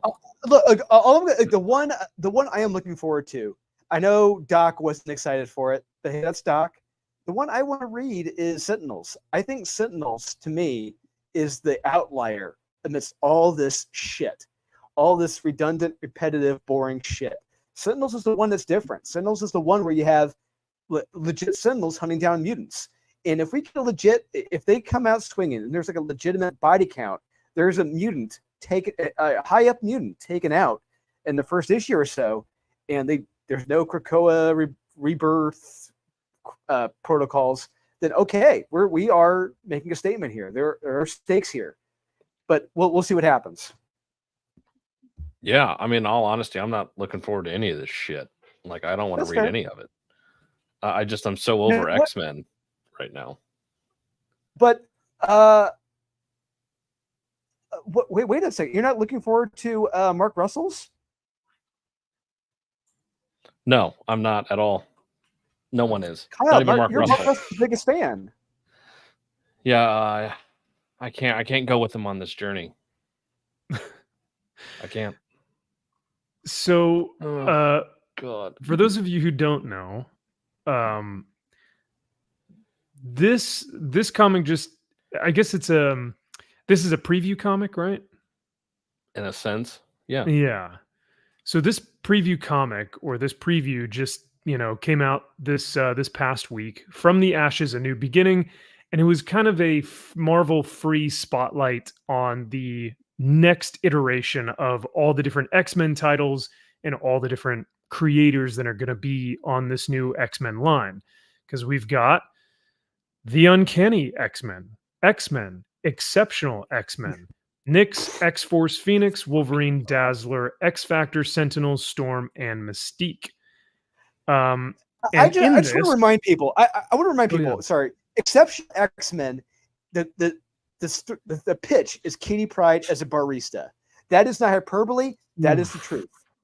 That is what she's doing in that book. Once we get to it, it makes so much more sense. Yes, it does. Yeah. But I did think that this was kind of interesting. In the foreword of this, preview, we've got Tom Brevoort in his infinite wisdom, but he says the goal of this new line is to have an X book for every reader's taste. He needs to underline that, bold that, circle it, put it in red, make it a thumbnail. For every reader's taste, a sprawling variety of approaches to the material. Now, we were actually just talking with Shane Connery Volk, about how unique the comic book storytelling medium is because, like, out of all of these titles, right, out of all of these new X books, there is probably like maybe a mystery or a noir or a horror or more of like a superhero-esque, or maybe a whatever it may be, right? And out of those different genres or out of those different characters, there's bound to be at least one that's like, you know what, this one's for me, and that's why this, like, I'm really going to choose this one. But guys, I genuinely, I can't think of one that I am like, that's my lock it in pick, or like this comic was made for me. Maybe Wolverine, and that's a stretch. Do you guys feel the same way, or is it just me? No, you're not wrong. I mean, only, like I told Kyle, you think you stepped away. The one I am kind of looking forward to right now, based on the pitch, is Sentinels. Despite what Doc said with Wes on her channel, that the series, that's the one I'm looking forward to. I think that could be good. That could be the one outlier that will be different from the rest. But we'll see what happens. All the rest just sound like redundant, repetitive shit. But we'll see what happens. Who's the creative team on Sentinels? I'm not too familiar with their names. Honestly, it's like their names don't sound too. Alex Packnadel and Justin Mason. I'm not too familiar with them. Justin Mason, huh? Yeah, so sounds made that could be a good thing. It sounds made up. I wonder if that is a good thing, right? That we're like, I don't really know these names. But I mean, Declan Shelby on Mystique, reminding the world to hate and fear her. I'm Fuck sorry. off. He is after reading his Thundercats run, he is probably one of the worst artist writers I've ever read in my life, and Oof. that's saying a lot. Because we said some things about Todd and his writing, but Declan's writing, Yeah, woohoo, man, it's up there. it's something else. Yeah. Now, what do you guys think about Dazzler? The reason why I think they're doing Dazzler is simply one person, Taylor Swift. That's the only reason why I feel like they're doing Dazzler at all. Hell yes, I'm Oh, there. absolutely. Oh god. Kyle said no to every one of these books except for Dazzler, and he's here for it. No, anything related to T Swift, I'm there. So Ah, Kyle's a Swiftie. All right. Juffiel. Yeah, no, me on the inside. I think they're trying to get the Swifties into comic books. Who knows? Yeah. But I look at these and I go, all right, who's the demographic, right? Exceptional X-Men is for 12 to 18, 21-year-old women Who are retarded, yes. or like non-binary, gender ambiguous people, okay? That's who exceptional don't like X-Men. who don't like drama, who don't like excitement. No, who can't read, love yes. who love drama but don't actually like good storytelling. I was gonna say, yeah, like drama as in like interpersonal drama, but not like heightened, exceptional, violent drama. Right. The regular X-Men series, probably for No, your it's for regular no one. normie. It's for your No, it's for the author no. and the writer. That's who it's for. Jed McKay is writing this for people who collect Funko Pops. Or that That's too, or fair. who have collected every issue of X-Men and can't stop for some stupid fucking reason. Correct. Hey, Uncanny X-Men, written by Gail Simone. That's for Gail Simone. I don't know, man. That team with Wolverine, Gambit, Rogue. That's a good team. It's well, gonna you be know what? Rogue. Hey, all I gotta say is Gail Simone, real quick. This summer/fall, she's got some projects in the works, and I'm gonna be holding her feet to the fire because she's got her Action Comics run coming out with Eddie Burrows on the art. I'm gonna see how good and or bad that is, and That's then right. we got this. So we're gonna see if she stepped her game up or if she's still gonna be the Olive Garden aunt, eating all the breadsticks and soups as much as she wants. More breadsticks, Alejandro? Yeah. Yep.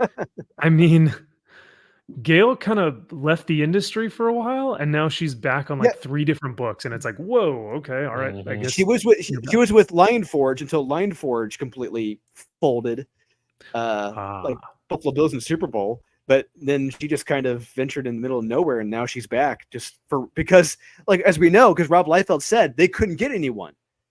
No one wanted to work on the X-Men, and so I guess she was like on the Z list, like Kathy Griffin. She's a Kathy Griffin of comics. So there you go. So you got. Now, I will say this art is pretty dope. I like the art a lot. Yep. I'm not gonna lie, this looks really good. Sure. However, hold on a second. Who's the colorist on this? Let's see. Does it say? Does it say? I don't know if it says. Hold on. We just know I'm gonna Gail look this up. Simone and someone else. Okay. I think I know who that is. Hold on a second. I'm gonna look it up. But looking at this, I don't understand necessarily. It's a preview issue, right? So we're not going to get all of it, but it does seem odd that they're chasing after a dragon. What are they here for? I mean, it did not entice me to want to read the fucking book. I saw that and I'm like, don't give a fuck. Don't care. That's fair. That's fair. The only reason why I'd be there for it is because of these characters, right? These 3 characters. If Gail can hone her ability to write these characters in their like legacy form where it sounds like them, maybe I'll read it, but I don't understand maybe the plot that they're trying to go with. So who knows?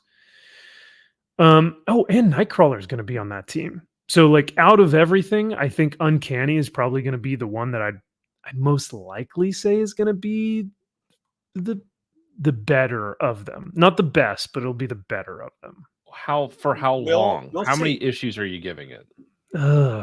4. A lot of faith. 4 is sad pretty that 4 is a conservative. lot of faith now. I know, right? Yeah. Jesus. Now, when we look at Wolverine, the art in Wolverine is like, mwah, it's just so damn good. If this is this is the interior that we're going to get throughout every single panel and page, I think we got something good here with Wolverine. But who's writing it? Saladin Ahmed. Ahmed. Oh yes, the one person yes. who is pretty much drug Daredevil down into the shitter. That's Saladin Ahmed. Yes, Yeah. the one who said that Elektra as Daredevil is better than him. Which is true. So when are we going to get, which issue are you guys thinking that X-23 is going to come in and say that she's better than Wolverine? At probably midway through the first issue. That's what I would say. He'll be dead by issue 1. Oof. Oh, gosh. So we've gone through Uncanny X-Men, we've gone through Wolverine. Let's see, adjectiveless X-Men. Other than the art, which I like, this doesn't give me any. Why is this a preview issue of like nothing that happens, and the first thing that we do see is Cyclops being ridiculed? How old is he supposed to be? He looks like he's 18. Yeah, he does look really young.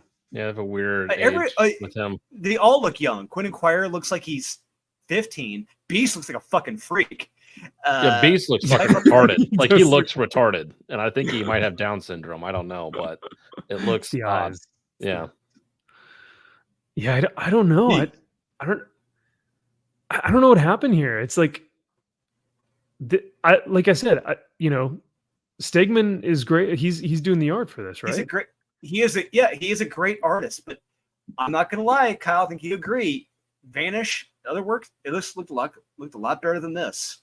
A lot, 100% better than this. This looks better. Phoned in, quick, down and dirty. Don't spend too much time figuring out how old these characters are, when this takes place, why it takes place, anything like that. Yeah. MG says, stop giving Marvel money, force them to pull you in. Make them pull you into it. Stop giving them the benefit of the doubt and paying into it for absolutely no reason. Yeah, what do you guys think about that? No, I'm asking y'all.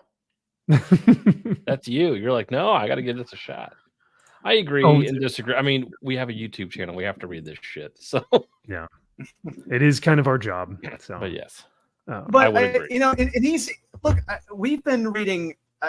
Kyle, I've been reading independence since I was in fucking middle school, high school, and it's amazing the gold you can find there. But Shane had brought it up briefly. I was hoping we could talk more about it. We didn't get a chance to. Is that there are people who will read nothing but Marvel, or read nothing but DC, or read nothing but the big two. That is it. They will not read outside of that. It's like we got to figure out a way to really get them out of that mold. It's like they're mocking you. These creators, these teams, they're fucking mocking you, just taking your money and laughing their way to the bank. Get away from that. Go read these great independent books that are much better, more well written, better art, and the creators respect you. Get away from this crap. This is just lazy shit. All of this is just lazy shit. All this art looks the same. I'm sorry, none of it looks strikingly different in any way.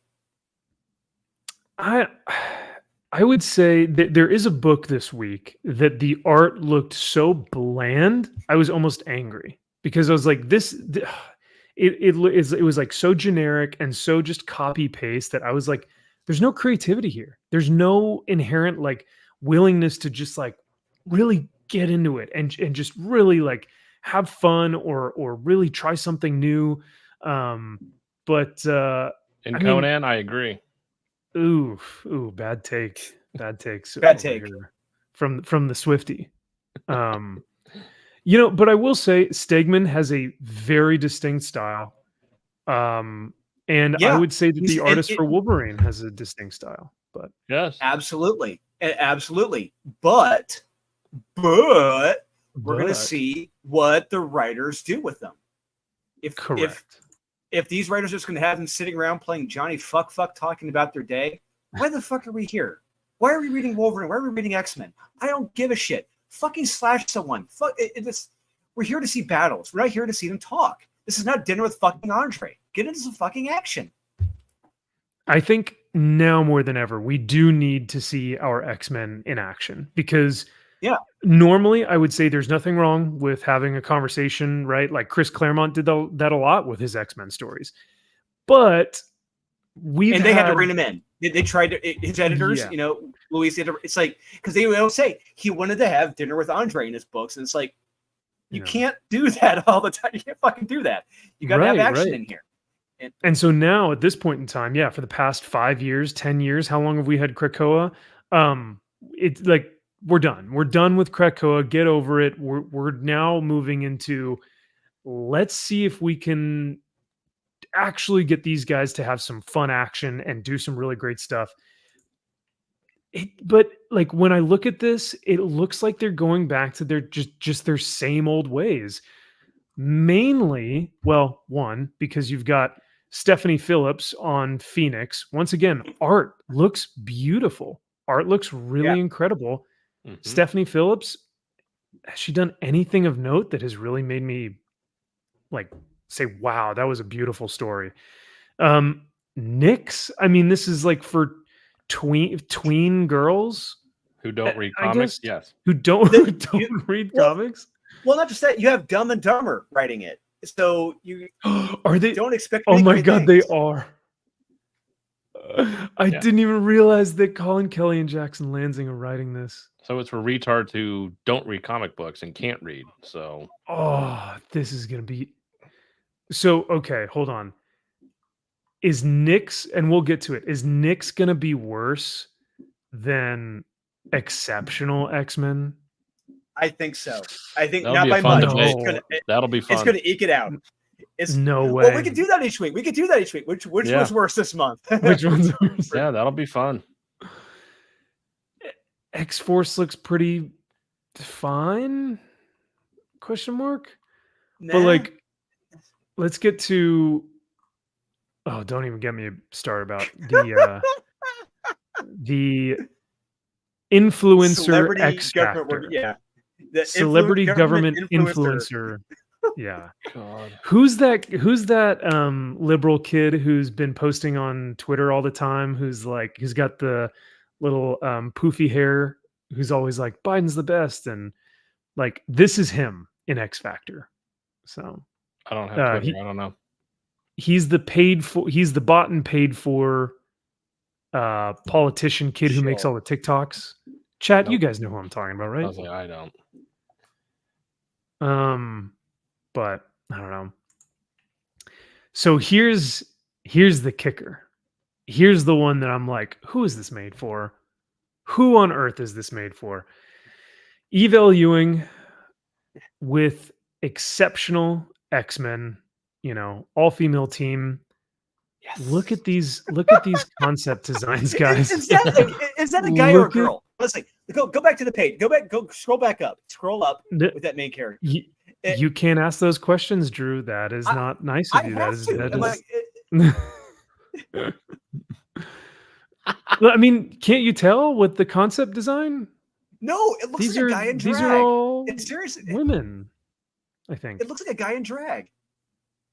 I don't know. I It mean, looks this like is- it looks like Doku Man came in here and tried to draw some shit. I honestly don't know. it reminds me of the David or the Daniel Kibblesmith, New Mutants or whatever it was. Yeah, New Warriors. Like this is what New Warriors, yeah. New Warriors. That's what this looks like. Like, so this little Look at that. Is bit that a that guy we or a get- girl? it's a girl, Oh God. but the premise of these panels, the premise of these pages is for some reason or for no reason. Sorry, I don't want to say for no reason. The bouncer says entry is at the discretion of the venue and the management. Right now, I'm the management. And she goes, I already showed you a ticket. And her friends got in to this like concert, I guess, that they're trying to go see. So the friends got in. Cosplay thing. Who knows? Yeah. But this K-pop thing, I don't know. But then she didn't.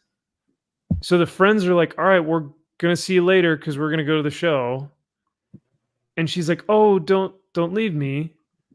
And so the bouncer, again, for no reason, shoves her and says, I said, get moving. And so she like engages her mutant abilities and says, don't touch me. And like she throws a 4-year-old temper tantrum. Yeah. She's dressed like one. Well, yeah, that too. So she has the emotional maturity and the mental maturity of a fucking 4-year-old. Our hero, ladies and gentlemen. To which, well, no, because she's justified, Drew. Because look, Batman brought a gun to the fight. Yes. Oh yeah. He's written as the hero. Because this guy, for no reason, just said, "You can't come in here," and then pulls a gun on this woman. Hell yeah. Well, she shoved him. I mean, he's justified in that. He's security. He's security. He's a security guard. He says yes or no. Hey, and if she shows her mutant power and she shoves him, it's like, hey, all right, justifiable force right here. That's the way I see that.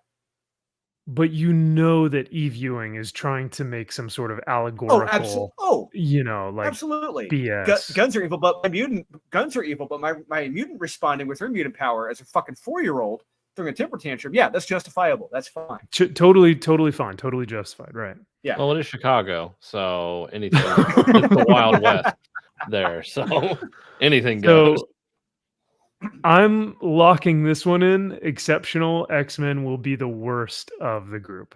I think more so than Nyx. I think Nyx will be laughably bad. I think Exceptional X-Men will be insultingly bad. I mean, it's Colin Kelly and Jackson Lansing, real quick. I just want to make people know in the chat. They are the current creators right now who are on a streak right now of having their runs end prematurely. All of their runs have been ending 1 or 2 issues prematurely, whether it's Captain America or the Outsiders or whatever at DC Comics. They've all been cut early because the sales are fucking terrible and the books are god awful. So I'm very curious to see if this NYX gets cut early. It's gonna be hysterical to see this. How could the Marvel is banking? This is their last shot. They're like, we have to do something. we have to get our audience back. And your best shot is Colin Kelly and Jackson Lansing? What the fuck does that say? That's all. That's exactly. Terrible. Their bench, their lineup of like, all right, who can we pull from? Who can we pull from all these great creators? Whap whap.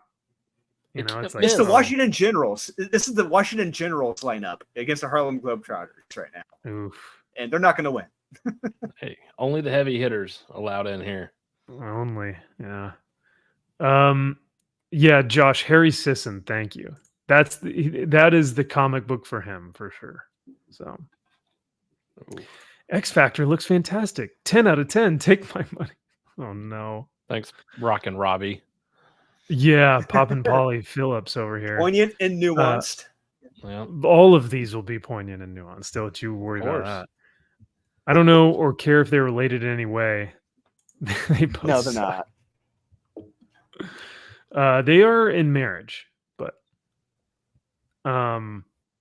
yeah, no, I MG, I understand what you're saying. He says, at this point, I think you guys should just completely check out, stop buying these garbage comics and stop reviewing them. They're bad creators and won't make good comics. And MG, there is a part of that that's like, hey, if I were just your normal, regular, general consumer, I wouldn't give two F's. Oh, new X-Men. Okay, I'm going to read it online. If it's not good, I'm going to forget about it, right? But I think with the YouTube channel, with the videos that we can make, there is some sort of community that we create when we look at this stuff. And here's the thing: people don't believe us.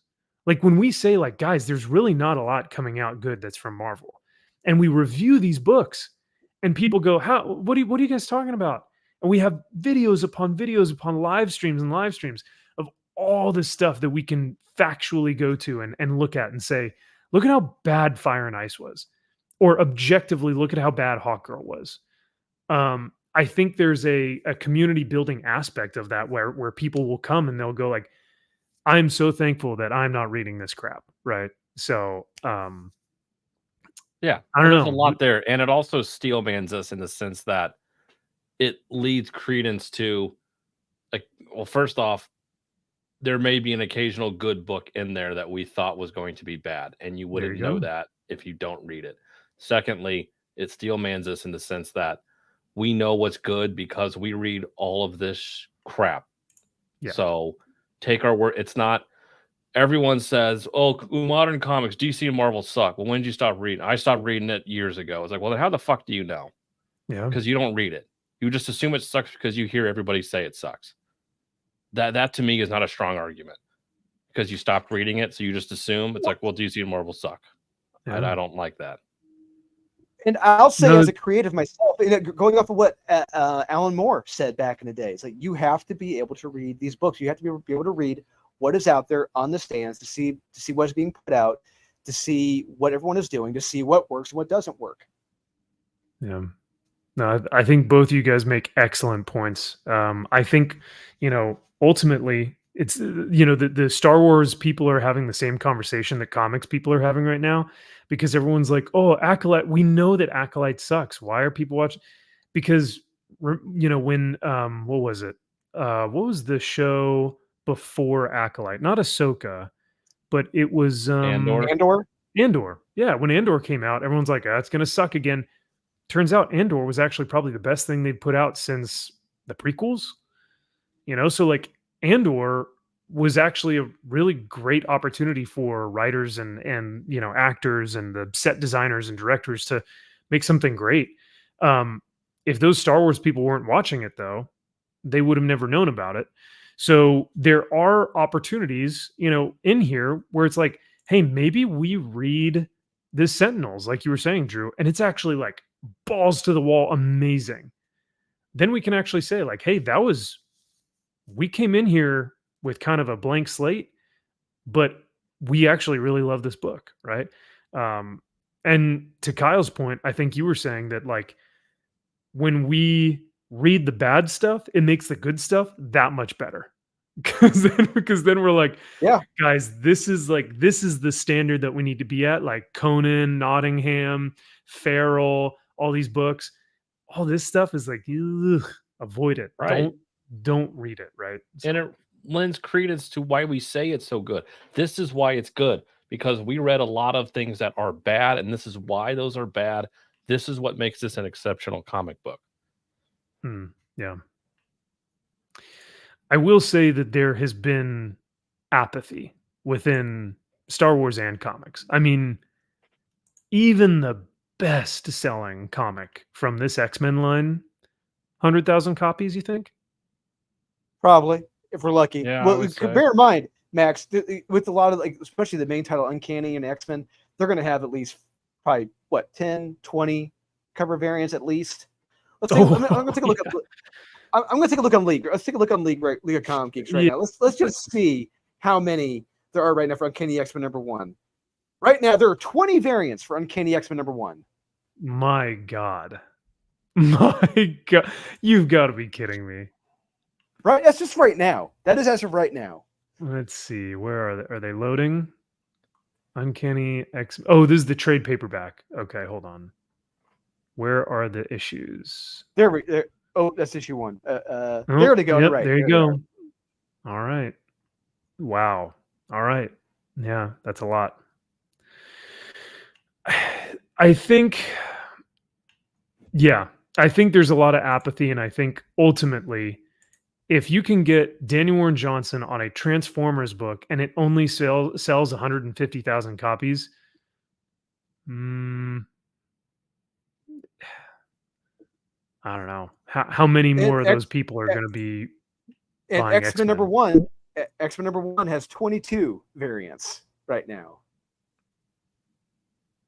I mean, I will say, Jim Lee actually made a cover for this. 1 in 50. I'm sure that was from over 30 years ago. That just was not used. Yeah, actually, that's true. It does kind of look like his old stuff. So, hey, it's still good. If it ain't broke, don't fix it. Well, that probably leads us into this week's comics. Do you guys have anything else to say about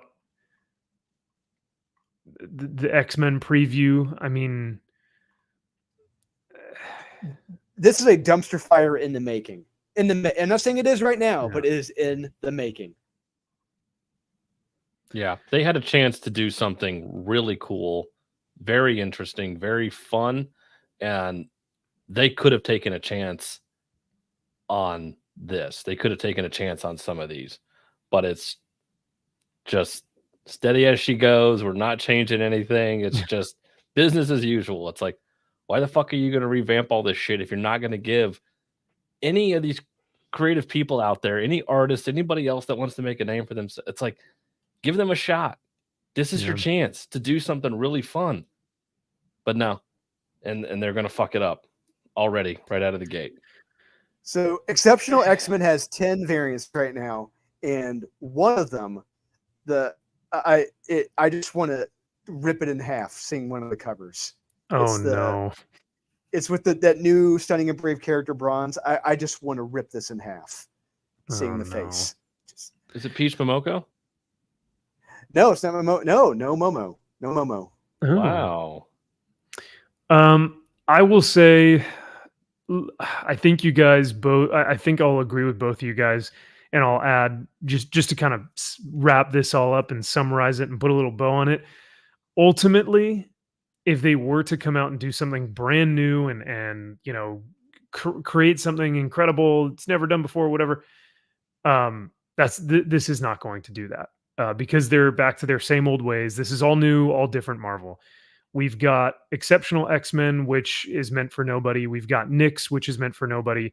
We've got X-Force, which is generic, bland Funko Pops. We've got Phoenix, which is meant for nobody. Wolverine, which may be good. Dazzler, meant for nobody. Well, we know who it's meant for. And then just kind of some random ones down here that could be hit or misses. Well, not X-Factor. We know that one's bad. And then, like I said, Uncanny and Adjectiveless X-Men are both going to be, I feel like, Funko Pop collectors. I don't know, man. I just, there's nothing here that makes me go, they're really changing things up now. It just seems like business as usual, but just slap a different title on it and just make it for more money and just go, see, this is what you guys wanted, right? And it's just not that at all. So, yep. Oh, well. Josh says, I don't understate your hate for Lansing and Kelly. Those guys are great. Oh, no. There's something. Wait, what did... MG said, I only read Conan and Scarlet this week. Conan got a 5 out of 5. Hey, nice. Hell yeah. And Scarlet got a 1 out of 5 and removed from my poll. Whoa. I couldn't find it anywhere. I couldn't find it. I couldn't read it. I didn't find it anywhere online to read. I didn't even know it came out. I could not find it either, but I knew it came out this week. I didn't. Wow. But damn, I agree with the Conan take, but I did not read Scarlet. Fortunately or fortunately. So already pull from the poll. Yeah, that's pretty fast. On issue 2, that's pretty fast. Didn't take long. What was it, Drew? Astonishing X-Men or Exceptional X-Men? Exceptional. It's no X. It's actually spelled like exceptional, which is shocking. Exceptional X-Men number 1. Yeah, number 1. Number 1. This one. There it is. God damn it. Oh my god. Oh. Guys, this is our comic book industry. This is the cover to a comic book. If you Marvel didn't know. 2024. Mainstream Congratulations. comic. Oh my god. Do they think that the girls who look like this are on TikTok or reading manga? They're not buying comics. They're not buying They're not Marvel buying comics. I'm comics. sorry. They're reading manga and they're on TikTok and they're watching anime. Is she Asian? I think she's supposed to be black but pretending to be Asian. That's even worse. I don't get the gender ambiguity here. Yeah. But she's seen in the first preview pages beating the shit out of a security guard. But she's like, oh, ha, ha, ha, ha, I'll be so funny. It's like, well, I don't understand. Wait, maybe actually, Drew, you might actually be. Is this a? Because this might be a trans man, and this may be a trans man. Yeah, I think they're trans. We know Emma Frost is a woman. We know Kitty Pryde is a woman. For now. I don't For know about now. the other three though. Yeah, it's like I think Bronze is trans because you look at that chest. Look at that chest on Bronze. That is a dude's chest. Yeah, man. I don't know. This is just gender ambiguity. The comic book. I am about 90% certain that is a trans individual as Bronze. All right. Well, oh wait. Oh, sorry. November. FOC is July, but once it comes out in November, guys, I guess we'll have to look back on this video and we'll have to say, all right, were we right or no? That's gonna be a very happy Thanksgiving. Oh no. Got a long way to go until November. I don't even think I'm gonna remember it by that point. I hope I don't. Yeah, I was gonna say we got San Diego, we got Chicago Fan Expo, we got New York Comic Con, all this stuff. Yeah. We got the Deadpool Wolverine film. Yeah. Oh yeah. I forgot about that. All right. Well, I read Conan, Spider-Man, Life of Wolverine, Absolute Power, Wolverine Deep Cut, and Space Ghost. You read some good ones this week. Some. Dude, not all. Yeah. I was very selective with my pick this week because I was like, I'm only going to read good comics this week, or at least what I thought to be. Yeah, a couple of those were. You want to go? Let's break the mold. Since Marvel won't break the mold, let's break the mold on our own show. Let's do the best one first. Oh, dude, I want these pages. These early, Could these you 2 imagine? or 3 pages. I want these originals. They are fucking amazing. I love it. So damn I good. love that panel. That last panel on page 1. I love it. And this, God, he nailed it. Drew, what's your, like I said, this is the penultimate issue. This is the final in the 12-issue arc that, Grim Jim Zub and Ravaging Rob De La Torre have been doing for the past year now. Culminated to this event. Did they stick the landing? Did they nail it? Did they get the 10 out of 10 from the judges? What did you think about the final issue in this kind of Blackstone Fortress story? It left me wanting more. I wanted more by the end of this. It felt like it like you said, it wasn't an ending. It's just kind of like, it's a placeholder to the next story, which is great. But I love this whole issue. I love Thulsa Doom. He is a great villain. And seeing his origin here is fantastic. And what's even funnier, Max, I don't know if you remember Born of Blood number 6, like the origin of how Aurelia got her power and like her race. I was reading this and I'm like, holy shit, there's some elements that are very similar to Born of Blood 6 and this issue, which is pretty hysterical. But I love this whole setup. I love seeing him get his power and what he does to himself. It is awesome. The visuals are striking. They're beautiful. Yeah. The action sequences in this are beautiful. I love the battle between Conan and he. It is terrific. This lived up to the hype. I loved it. Thulsa Doom is beautifully illustrated in this. And after reading this, I want to see Roberto Del Toro do a He-Man v Skeletor comic, because we kind of get this here. Oh, his commissions I think are open. Oh, So, that's but tempting. we're talking big money, so Yes, we are. Well, I mean, Kyle, correct me if I'm wrong, but like Rob De La Torre having an original art piece in your home as opposed to a poo piece, I think that could be constituted as Hey, a win, I right? didn't. No, Because I'm one's gonna pretend I art and didn't- one isn't. I'm going to pretend I didn't hear that. And Kyle's views upon what art is no way directly reflects my opinions or views of what I believe art is. So, Art can and should be objectively criticized, and no, I'm kidding. Yeah, no, a He-Man Skeletor would be pretty rad. Kyle, speaking of which, did you think that this lived up to the hype? Do you think that the culminating event coming down to this 12th issue, do you think it stuck the landing? Yeah, 100%. This is exactly what I wanted. I got the James Earl Jones character from Conan the Barbarian Yeah, in the book. I'm like, hell yeah. So no, I thought it was absolutely fantastic. Everything in this, it flowed so well. The art, again, it's perfect.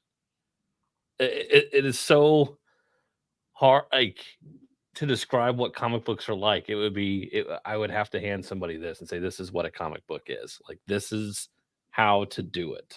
Like, everything, start to finish. It's hard to say it's not a perfect book. Like, I honestly think, it's perfect. I mean, it's pretty much. Watch it. I know. Like, damn it! Like, here's the thing, Kyle. If you say that a perfect book exists, then everything will have to be judged off of that scale. You have now created your scale. I know, and I hate, and I can't. It's like there isn't a perfect book, but this is damn near there. Like, as close to it as you could get. That's what this is. Yeah, everything. It's poignant. It's nuanced. Everything is perfect in this. Can't get enough of it. I had so much fun reading this thing, and I was so pissed at the end. I was like, damn it, I want more. Like, let's go. Come on. Bring it on. Oh, especially this is the last panel, and you're like, oh, love it. What? Right there. The sword. Yeah. So, man, what to say that you guys haven't already mentioned? I mean, I think what makes it so special is that we have had almost an entire 12 issues leading up to this very moment. So, like, as I was reading this book, I think both of you guys mentioned this, it flowed beautifully. The pacing, the timing, the layouts, everything was just flowed. I just kept reading, like, nothing had a point where I like halted and I was like, wait, hold on a second. It just it was like I was watching like a story unfold. And that's what we've been watching for the past year, is this culmination of Jim Zub's idea finally coming to its climax. Like, it's like when you're watching a movie and the third act hits and you're like, oh my God, okay, now like everything just kind of becomes actualized and you're like, this is it. This is the moment. And we get that third act feeling, and it's just like, dude, we're in it now. And Robert De La Torre, I feel like, just completely put every last ounce of effort and feeling and emotion that he had and just threw it onto these pages. There was not one page that was bored or asking for more. Every single one of these pages, I was like, that's perfect. That's perfect. That's perfect. Every panel felt like it was done on purpose. It was never like, I'm going to phone in this one. Like, okay, I really don't need to try here. Yeah. Every panel. No, yeah, I couldn't agree more. It's purposeful. Like you said, everything is meaningful, has purpose. Even the little maggots coming out of Thulsa Doom's Oh, eye right so here when awesome. he stabs the sword in. You're like, oh my god. Yeah, man, and it's just like, when was the last time that we got three masculine dudes just fighting for their lives against a villain who is like actually threatening? And not just that, they're in Yeah. the past. Conan has not met these characters yet. Conan, because Right. like this is all before the Robert E. Howard lore. He's meeting Thulsa Doom for the first time. Thulsa Doom and Yeah. him are fighting for the first time. So it's great seeing that when they don't know each other. Yep. I just love like the companionship and the brotherhood these guys have, even though, like you said, Drew, like Conan hasn't met these guys yet in Robert E. Howard lore, but like the brotherhood that these guys have, of just like, we got to take this dude out, and then we got to get out of here. You know, we got to get out of Atlantis and go back home. You know, King Cole is like, I just got stabbed through the chest, and yet I'm still going. He Yeah. doesn't. He's like, I'm still going. Brule, what was his name? Some, you know, the Celt, the Pict guy. Yeah. He's kind of helping him, carrying him through. He helps Conan kind of fight Thulsa Doom here a little bit earlier, you know, with his spear, trying to help out a little bit. But I did kind of like the aspect of Thulsa Doom not being able to see Conan because Conan is not of this period of time. I thought that was an interesting way to kind of get around a little bit of like the time travel stuff. But then once he picks up the sword, they are now bonded and they can see each other at that moment. Just like, gosh, only someone who is really into fantasy would put something like that in here and have it make sense and not be too schlocky, you know? And add stakes and make it a fun fight. Yeah. Yeah. Oh yeah, this whole time where the maggots are getting all over his face and stuff, you're just like, ugh. Oh, but yeah, man, I couldn't ask for anything more. I mean, this is beautiful. It was. Yeah, the broken sword in the eye with the maggots coming out, just chef's kiss. Mm-hmm.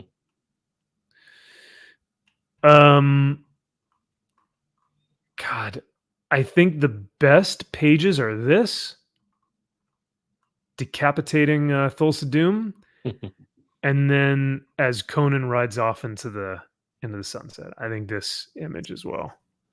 Those are great. Honestly, I'm going to try to contact or find out. I want to see if those pages 1 and 2 are available, because I love those first 2 pages, how he illustrates Thulsa Doom, Yeah. especially that page 1. It is so beautiful. Yeah. That last So panel. lost, yeah. The eyes, just the color, how Yes. they did the eyes on here looks so damn Yes. good.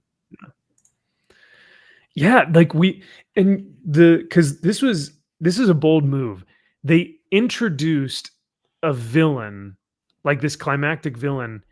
They gave him a backstory, gave him his lore, but then also had him fight all 3 of our heroes in the same issue in less than 30 pages. That's pretty bold. And yet it never felt like they were trying to cram. It never felt like it was heavy dialogue. And yet we get the perfect introduction to him, and you're like, oh, it finally makes sense now. You know, why these undead things were following him, why these bodies were kind of brought to life by his like necromancy and from this black stone. Yeah, man, everything worked out well, and the pace just felt perfect. So, Oh yeah. good stuff. Yeah. Feels good to talk about a good one. It Yes, does. it does. Pick of the week. Pick of the week. Yeah. Oh, actually, no, it was the pick of the week for It me. was my at pick of the least. week. Yeah. Pick of the week for you as well, Drew. Yep, my Bud Light MVP Stone Cold Lock of the Century of the week. Ooh, nice, man. I kind of got everything there. Nice. Yeah.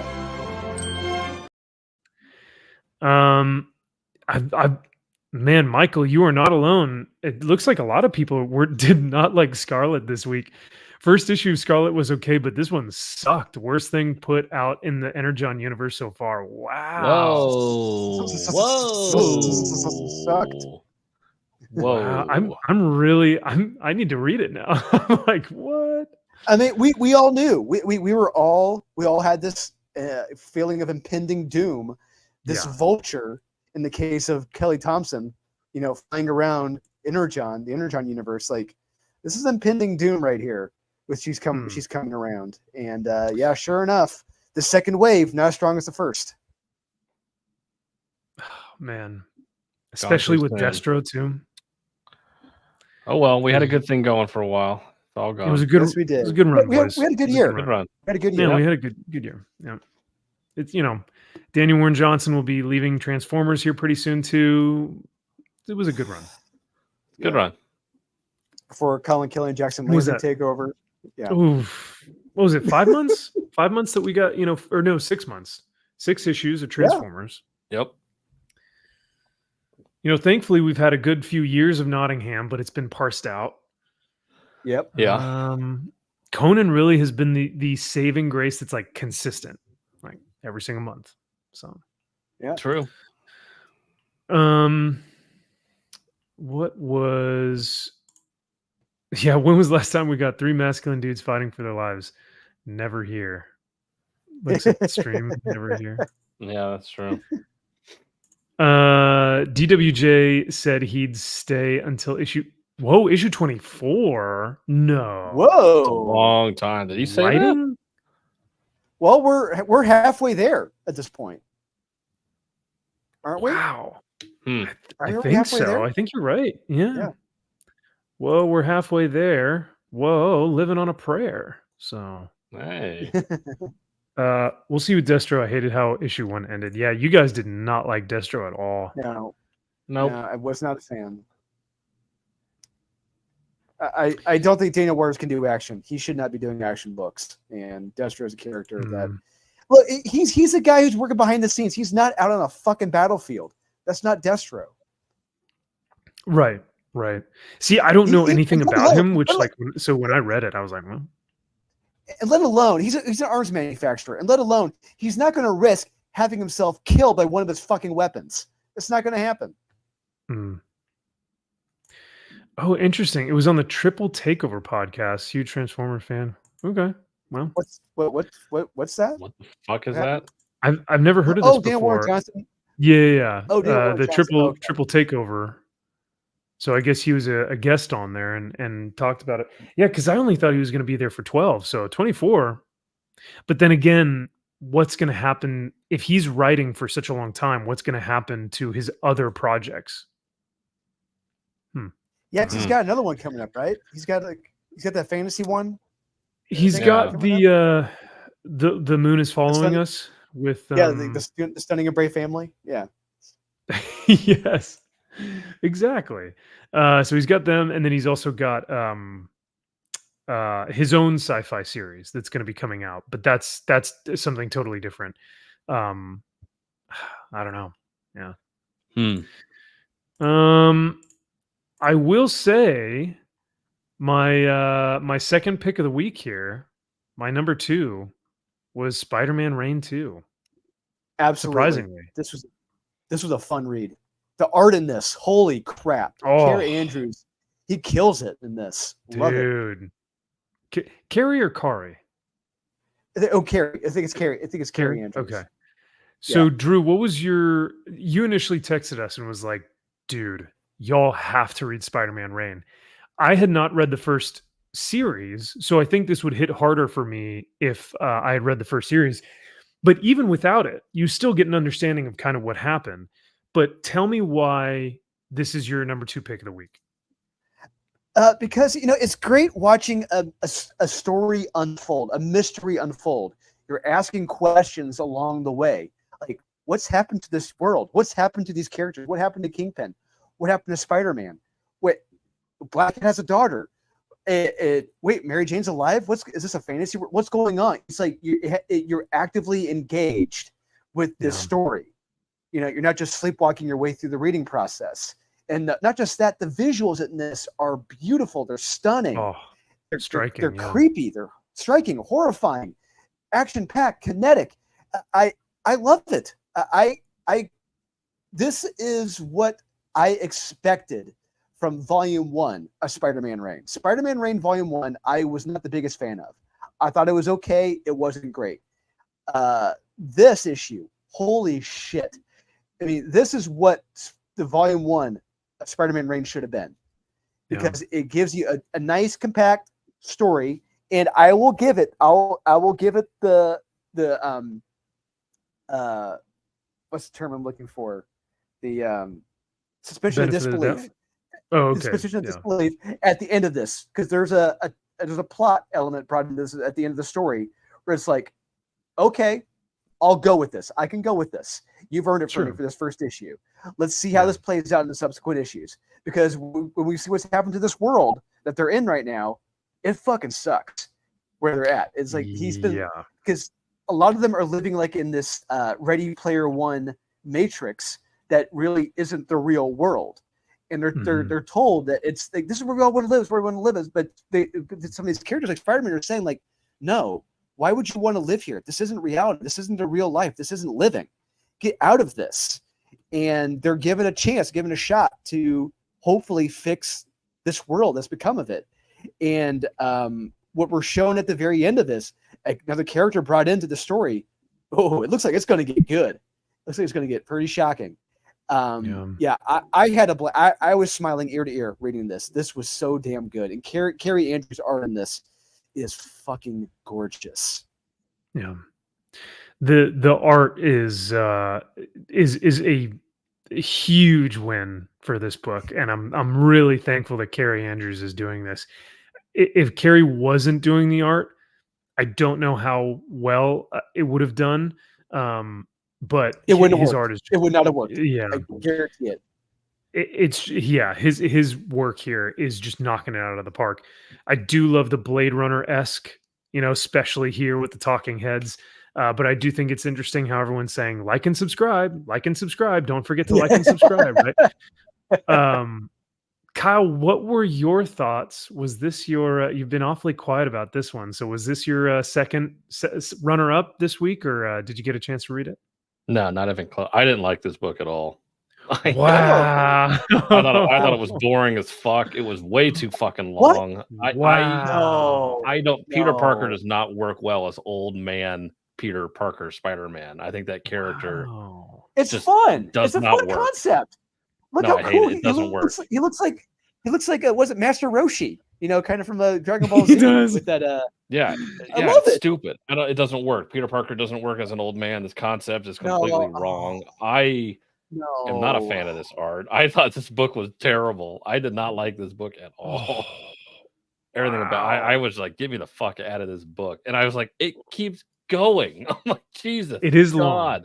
It is long. It felt I agree. Way too long. I did not feel the pace. I did not feel the length in this at all. It felt amazing. It gave me what I wanted. Giggity. Oh, no, Kyle. No. Kyle, ye of little faith. No, I tried. I really did. I just wasn't for me. I was like, I don't like this. I don't like the character. I don't like how Peter's written as an old man. It doesn't work. It just no. Right. Oh, I love that visual. I love that how Norman Osborn, that image of Norman Osborn. I love this page. How he's reintroduced to him. It's great. It's creepy as hell, man. It's wild. Yeah. He's got like this underground steampunk lair. Yeah. Yeah, it looks like a legit like goblin from The Hobbit. He just looks like something from like and I'm not gonna lie, like I would love to see an action figure of this Spider-Man Reign Peter Parker with the beard. It looks so. That would be kind of fun. And just his underpants, yeah, I'm sure. I do like Black Cat's and trench coat. I do like Black Cat's daughter here. Yeah, she's great. Carrie Andrews does beautiful women, dude. He can do women like nobody's business. But yeah, honestly, if there's one guy I could see picking up the max after Sam Keith is Carrie Andrews. Ooh, I can see him doing that. Would be cool. I can see that. So the book essentially is, from my understanding, and like I said, I have not read the first series, so forgive me, but we were introduced to Peter, who's in this kind of simulation. He's been strung up by like all these different pipes and tubes Great that are visual. keeping him alive. But he's in this virtual world. And so Black Cat's daughter rescues him from this place that Kingpin has created, because Kingpin essentially wants to create this virtual reality, this AI world for all of the people of this city. Because he's basically saying, do you want to live in squalor? Do you want to live in these power outages? Do you want to live in this reckless, horrible, terrible life that has been created? Instead, give your life to me. I will put you up in this virtual reality where you will never have to worry about any of this stuff again, and you will live within your own little thing. To me, that's a great premise. I think it's terrifying. I think it's honestly what I think a lot of people are starting to do in 2024. I see it as sad. I see it as very sad. It just people Yeah, retreating from the real world. doing that. 100%. It's just no. It's just see it as just quitting on society, quitting on the real world. I don't like that. Right. But Fisk is doing this to control people. And he's saying, Yes. give your life to me, right? You guys don't want to be living here, right? It's overpopulated. You guys can't buy food. You can't do this. It's, the economy is terrible. You're living in squalor. So give it all up and let me take care of you. He's the godsend, right? And it's like, oh, that's a perfect villain, motivation, like a good premise for a villain to just like take over this city, to be like, give your lives to me and I'll just put you up in this virtual reality. But Black Cat and Spider-Man have other plans, because they're like, no, we don't don't become slaves to Fisk's plan. And so they have to fight against this thing, and Goblin might be able to help them. So I love this concept. I like the Carrie Andrews art. I don't know, man. I enjoyed it. Like I said, it's my runner-up. So Kyle, I'm sorry, but yeah. 2-1. You know what though? Yep. 2-1. I will say, I can see people really hating this book, like despising it. So I love that Thwip. I love that Thwip panel. I love it. Just that. that's next a good one I love that. It's right great. here. Yeah, that looks good. And I'm not a Spider-Man. Like I told people, no, I'm not the biggest Spider-Man fan. I'm not a Spider-Man fan. I love this book. It is fantastic. Yeah. No, I agree. Max, my buddy Stuart Sager, he said, that sounds good. I'll take it. We said Chef's Kiss. Oh, nice. Hell yeah. Said, that sounds good. I'll take it. I'll take it. I'll allow it. So Kyle, will you allow us to recommend this book this week? I won't recommend it, but you guys can do whatever you want. All right. I think it's a 2-1 vote there, Drew. So Our final judge. Thumbs up, average. Woo! now, here's the one that might get controversial for both of you guys. My third runner-up, my tertiary pick. No. Was Life of Wolverine. Bullshit. No, it wasn't. Max, this is Jim no, Zub. you're punking us. This is Jim Zub came up with 2 comics this week. One is from Conan and the other is from Life of Wolverine. All I'm going to say, Max, when there's 2 Wolverine books this week, I'm going to say Chris Claremont's book was significantly better than this one. Yeah, I still didn't like it, but it was still better than this. Wolverine Deep Cut. This is the Wolverine v Sabretooth book that we should have gotten. This is what we should have gotten. Yes. Is it though? 100%. 100%. It's better, but it's not anything near what I think would constitute as like the Sabretooth and Wolverine fight we should have gotten. I mean, the art. So here's what I'll say. Caveat. The art in this is 1,000 times better than the generic Funko Pop collecting art that is in this book. The art in this book, and I realize why, but this was a webtoon comic, so that's why. So this was originally published as one of those Marvel Infinity comics that you read on your phone. That explains a lot. So that's why this art is just like Generic. bland. Terrible. Look at this bitch. page. They copied and pasted this and put the same thing here. They didn't even try. And you're dude. defending this, and you're defending this book. Because it's Jim Zub. And this is very few times in comic book collecting history, you get a from start, like from Wolverine's start, all the way to where he's at now. Who cares? We've seen it 1,000 fucking times about where he Have we? started and who cares? And look, at the very end of this book, I mean, I don't know if Jim Zub did the research or some editorial intern at Marvel did the research here, but every single page they associated where it came from. This is a bibliography, man. This is cite your sources. And so if you want to, as a Wolverine fan who wants to get more into his backstory and actually understand like more of where he came from, you can go through every single one of these and read, oh, I now understand the Weapon X program. I now understand Wolverine and Sabretooth's hate for each other. And you can go through and just see each one of these different, moments. So I liked it. I didn't love it. I don't think it's the best thing ever, but Jim Zub had a really hard task. And that is basically putting every moment from Wolverine's history in a single comic book. And that's tough to do. Sure. I mean, everything, man. From fighting Hulk, being part of the Canadian project, being in Madripoor, fighting in World War I, meeting Captain America. And I will make the argument that having all of this spelled out, everything ruins what was a great element for the character, the mystery of the character. What was his background? What was his past? That was one of the great elements of him. And this book eliminates all of that. That is all gone. I agree with you, Drew, that Wolverine needs to be mysterious. There are aspects of his life that I don't want to know about, nor should anyone know about, because that's why Wolverine makes such a great character, is because he is mysterious.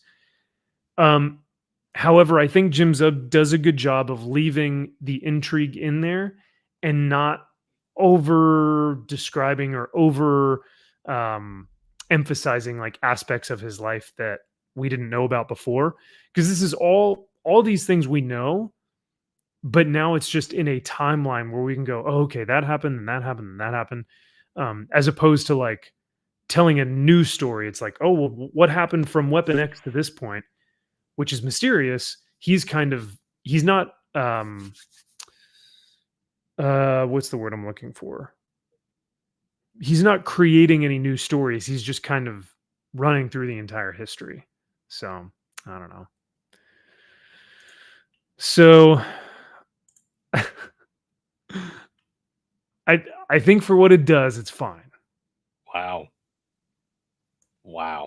Would I recommend buying it? You better not. You better not. Yeah. Don't you dare. I'll say, have any integrity. For someone, I swear to God, who wants to, for someone who wants to understand the timeline, who doesn't want to buy all those Wolverine comics. Go read the stories. Don't read this. Well, but how are they going to know? Because then they can look at the back of this and go, okay, so I need to buy this one. I need to buy this one. I need to buy this one. Because you recommending the last page. What was it? Krakoa? This? Oh no, you recommend the last page where it tells you which ones to pick up, right? Isn't that what you're recommending? I'm recommending the book as a whole, so that if people want like a definitive timeline, they can go back and go, oh yeah, this is when. My God.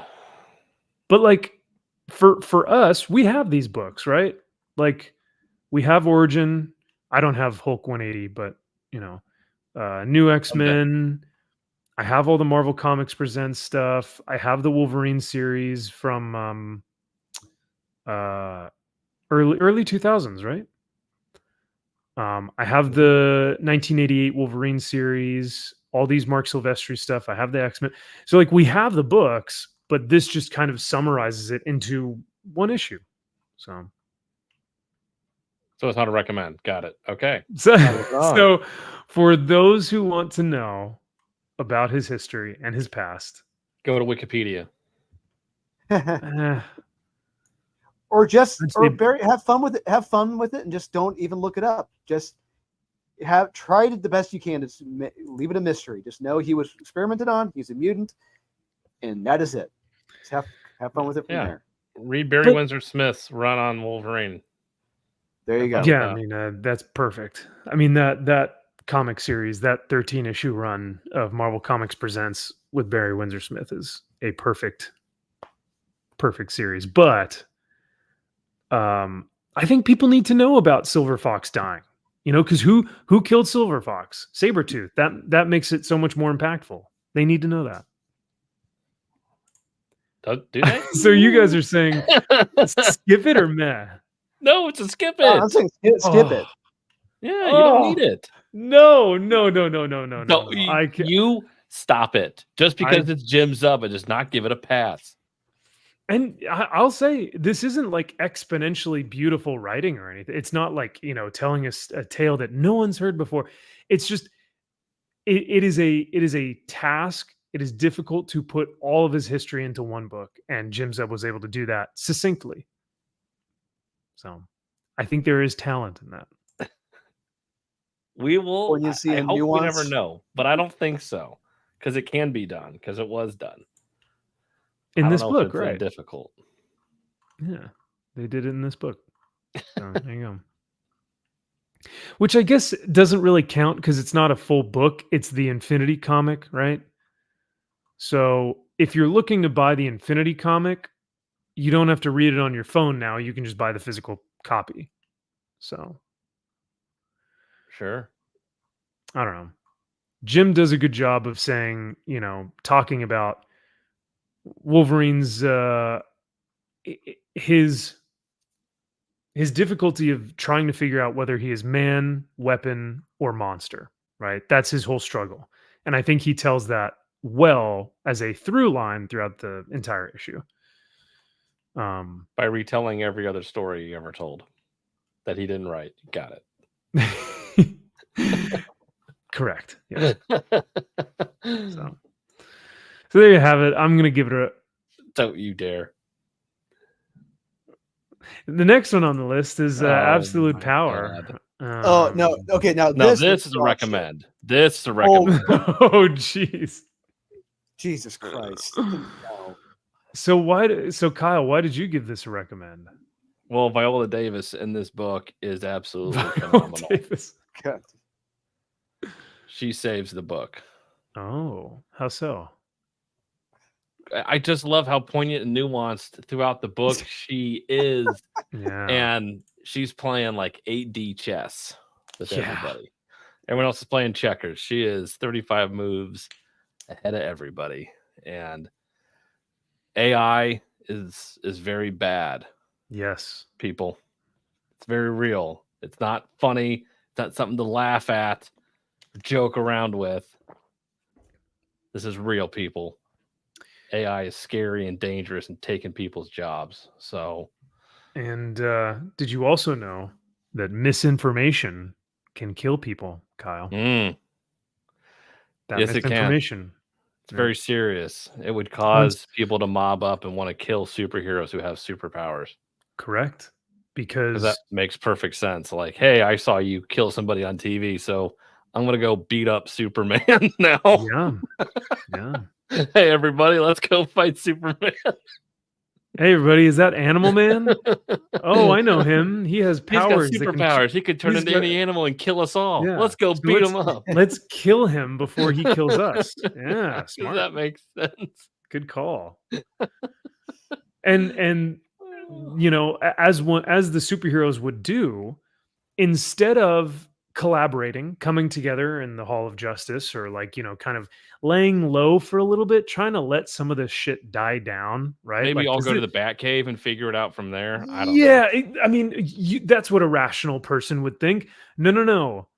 They all just F off all over the world. Some are in London, some are in Zimbabwe, some are in Chicago. They're all over the world fighting crime, and they're like, guys, we have to show everyone that we're the goodies. We're the good guys. But this all the problem. Part of the problem with this all goes back to what, last year? I think it was last year with the absolute dark crisis on Infinite Multiverse Secret Wars houses by Night Josh of the Williamson. Knights? Yeah. No, before that. Right before Oh. that. Yeah, it's like when the Justice League breaks up, we're not told why. They just break up. Yeah. It's like no getting an explanation given, because that makes sense. And this is kind of like the fallout of that, because that kind of plays out in this. It's like, okay, yeah, you guys broke up, but okay, why? Oh, no explanation. Yeah. You guys just broke up. Okay, yeah, that makes sense. Sure, go with that. It's just a fallout from that. None of it makes sense. But I will say this. What I will say, Max, what would have made issue one work better, I think, in my opinion, is that if like half a page or so, it's like we see a superhero from the DC universe getting taken out one by one. Like it's all we just see. Each Wonder Woman, Batman, Superman, Hawkman, Captain Marvel, they're all taken out one by one systematically. It's just like we're just giving it boom, boom, boom, boom, boom, and it's like, what the fuck is going on? And then at the very end, we see who's behind everything. I think that would have been a better execution of this. How this one is executed, it is fucking terrible. Social media? Are you fucking kidding me right now? This is reminding me of Blade 3. I'm sorry, I can't do this. This is Blade 3. This is terrible. To put it into context, too, if you guys don't know, this is Casually Comics. Sasha is a great creator here on YouTube. She put out a poll 8 hours ago, and so far there have been almost 4,000 votes from channel member, or people who watch her channel, people who are on YouTube. She's got over 200,000 subscribers. The 4,000 people who voted, are they reading Absolute Power? Almost 80% of them said no. Wow. Damn. Almost 80%. And after this first issue, they're lucky. They're the lucky ones. Actually, yeah. They got out of there they got out of there without a scratch. They pulled out early. Giggity. That they did. So it does surprise me that, because I thought this is going to be the biggest event of 2024, right? And it should be. Well, with Amanda Waller, can't miss. No, not with her. The saving grace of this book is the gorgeous Dan Mora art. It helps. And even still, it's hard to even give this thing a meh. It's a lot of sitting around and talking. That's what a lot of this fucking book is. Well, no, not necessarily. Standing around and fucking talking. No, because there's a ton of action. Bear in mind, no. Bear in mind, the action on those panels, that shit isn't happening. That's not fucking real. Right, it's fake. That's bullshit. Yeah, it's fake. Yeah. And it just the action you're showing isn't really happening. Oh, okay, it doesn't fucking matter. Got it. All right, thank you.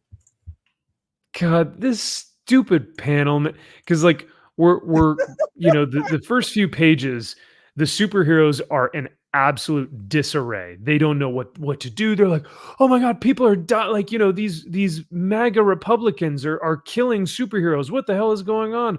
Oh my gosh, I can't believe it. How are we going to stop this? And like Batman's on the channel. He's like, everyone who can hear my voice, I need you to respond right now. We need to get a handle of this. And Mr. Terrific and Nightwing are like, we're seeing it all over the place. And we see this stupid panel right here that's like, she's the mastermind of it all. Just Miss Doris from the DMV. Table 10. License and registration, please. It's great. Ugh. Poignant and nuanced. Look how mean and stern she looks.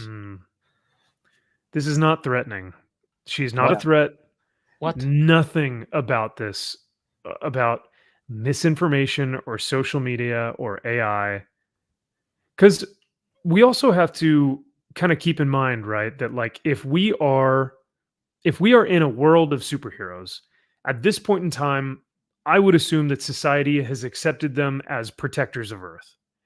So why, with one video going around, well, not one video, but multiple videos of different superheroes going around, but then all of these citizens can see the superheroes and they're going, no, they're all fine. They're here. They're helping. They're saving lives and stuff. But Amanda Waller is able to produce so much social media and misinformation that it blocks everything out, so that all people believe is that superheroes are bad. Is that what they're saying? Well, not just that. I'm gonna cut you off at the pastor real quick, Max. There's a thank you. character in DC lore called Airwave. Airwave has That's been around right. been around for a long time, and he's a character who does handle things like literally on like television, internet, radio waves. If they want to, like, I'm already thinking, why the hell did they not call on this character to kind of like circumvent? Like, no, what you're seeing is not true. I'm Airwave. We blocked everything out. Mark Waid didn't even write him out. Didn't even cancel him out. Didn't even have Airwave being killed or taken out. Now that would have been cool if if Batman called in Airwave to like cut this off. But what's Zordar or whatever the hell comes in and kills Airwave or takes out his power and eliminates him. Oh my God, shit. That would have been great. You just caught the one guy who could have saved these guys. They cut him out. But no, because Airwave is still out there, not used, he could still be out there to save the day. Or maybe they didn't even consider Airwave. I don't know. Or I picture it like it could be like an ENIAC situation where Airwave's being like hooked up to everything and just being used for all the but never mind, that's thinking too far ahead. And well, that's what they're already doing. Failsafe's already the bestest ever. So well, no, they're doing it with Woman Brainiac. The female McQueen. The bride My queen. Which, I mean, like I said, Dan Mora's art saves this, but it's like, oh, that's how they're getting it out to, because if they can control the media, they can control the world. And I think, and that's what they're trying to say is like, well, look who's writing this. Well, okay. Look, here's where, all right, let's really hard. Let's stretch out a little bit. Let's separate art from artist with this storyline with who is writing this. So let's pivot. We've talked about the story, we've talked about the art. Let's talk the underlying subtext and the allegory here. This is written by Mark Waid, who has notoriously vehemently chastised and demonized Republicans, conservatives, people who are anything right of center, right? I was going to say anyone right of left. Yeah. Yeah, right of far That's left. true. Yeah. So, with that being said, there is a moment here where Green Arrow, a very well-known leftist, a very well-known Democrat liberal, changes sides and says to Batman, you are great at capping volcanoes, but fixing society's real problems, actually empowering the powerless, affecting actual change, you get an F for effort. And so he changes sides to Amanda Waller. So are we thinking that Mark Waid believes that Amanda Waller is like conservative media and are trying to... Yeah, I don't know. So, Max, I've been reading the Green Arrow series, and this picks up where that left off, where Amanda Waller had threatened his family. She pretty much, I forget, like she had what the circumstances were, but she has effectively threatened to take out his entire family, to kill everyone. And we all know he is asleep. He's going to be end up being like a double, triple secret reverse agent double secret reverse double. Yeah, it's going to be happening. Triple cross. Yeah. And but yeah, it's all stemming from that, and it's lazy. Yeah, I just don't It's understand very why weak. why normal people would see on the news that superpowered beings are killing humans at an alarming rate, and their idea is to go out into the streets and stop them by beating them up with clubs and sticks. Like, why wouldn't every too- human being like, we're getting the fuck out of here, like we're running Yeah. away? Yeah. Like, I don't.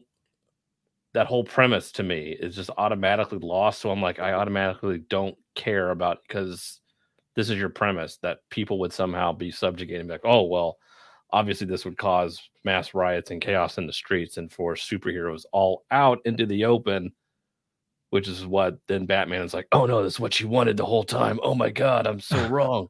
It's like, this was stupid. I just don't buy that premise. And that's the thing. I don't buy this. I don't buy that Amanda Waller would be able to have complete control over all social media and all the airwaves. And even if she did, that she would be able to control every citizen just because, you know, media portrayed superheroes in a certain way or certain fashion. Um, and then for, like you said, for regular normal humans to then take up arms against the superheroes thinking that they could win. And Yeah, I just, stupid. See, I think it would have worked better. Honestly, another element would have worked better is like on top of her secretly taking out all the heroes, having villains dressed up as the fucking heroes, causing Yeah. these crimes. There you go. Having Yeah, maybe. having your Amazo robots dressed up Yeah. as the heroes, taking out these buildings, killing people left and right. There you go. There's your right for Yeah. the civilians to attacking the heroes. But no. But then not. again, I don't think the civilians would attack the heroes. I think they would flee. I think they would hide and run or do anything but try and attack a superhero. I mean, Most likely, yeah, I because they're gods. For lack of a better term, they're yeah, gods. So yeah, what, I you're don't gonna know. smite a god? Yeah. The only thing that I can get behind is like, I get what Mark is trying to say in terms of like, if you control the media, you control everything. Like that. I mean, that's what he's trying to say, right? Am I Yeah, wrong it's like, in yeah, thinking you're that? like 100%. yeah, it's Okay. it's like Newman from Seinfeld. You control the mail, you control information. Information. Yeah. Yeah, Yeah, so- and she's here. spinning both sides of this. So she's playing literally both sides on the media. So she's like, she's Yeah. counteracting the counter arguments all top of everything else. So it's like, okay, sure, whatever. Yeah. So, I thought that this was an interesting bit when I forget his name, but he's talking about Amanda Waller and he says, does she have wants or desires? Because that's what I can't help being concerned about.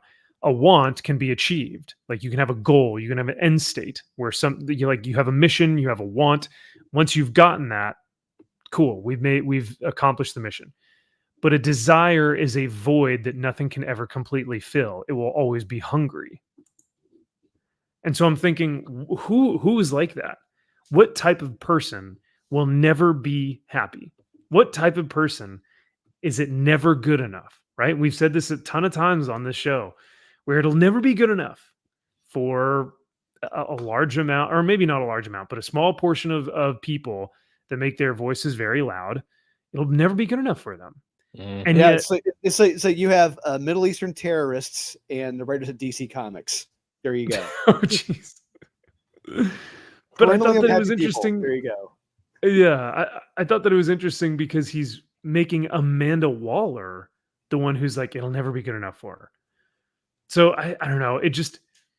It seemed like Mark was trying to tell the story of say what you will, but like conservative media, how they're taking over and how, the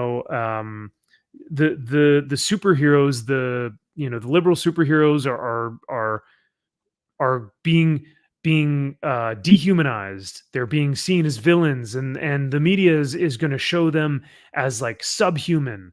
And so all the MAGA Republicans are going to fight back, and they're going to try and kill everyone. And Amanda Waller is going to control it all in the media. And it's like, is this the story you want to tell right now? I don't know. This Very just weird. feels Yeah. much more dividing than it is It's not coming fun. together to tell like a fun story. It's not fun. No, it's not fun. It sucks. It lacks the drama. It lacks the oh shit. It doesn't. Yeah. No, none of it works for me at all. Like I said, if this whole issue had been just focusing on there's no backstory, the multimedia bullshit, but just taking out each of the heroes one by one, systematically, whatever. We see them all taken out. It's like, what the fuck is going on? Yeah. And then maybe delving into that later, but just focus on that instead of this shit. It is boring. It's not fun. It's lame. You have a lame villain. It's not interesting. Yeah. I will also say, going through this, like looking back through this again, the pacing was chaotic. It's terrible. Weird because pacing is terrible. It's awful because it's like, it's boring. It's like it's weird because it's chaotic, but it's boring because you're like, I don't care about Amanda Waller. And like, what are they you're trying to figure it out. But then all of a sudden you're being like introduced to all these people. And then all of a sudden it's like, everyone's dying. And then you're like, okay, let's slow our roll here first. Let's take a step back and like kind of work through some of this stuff. But it's just the pacing is so chaotic. And yet you still don't care, which makes it boring. So that's why I say it's a weird, it's an offset. It feels such an odd book. But weird one. It's a wild stuff. Yeah, weird. I don't know. Still League, a strong recommend, but I know. On League, I think people gave it a pretty high recommend though. Of course they did.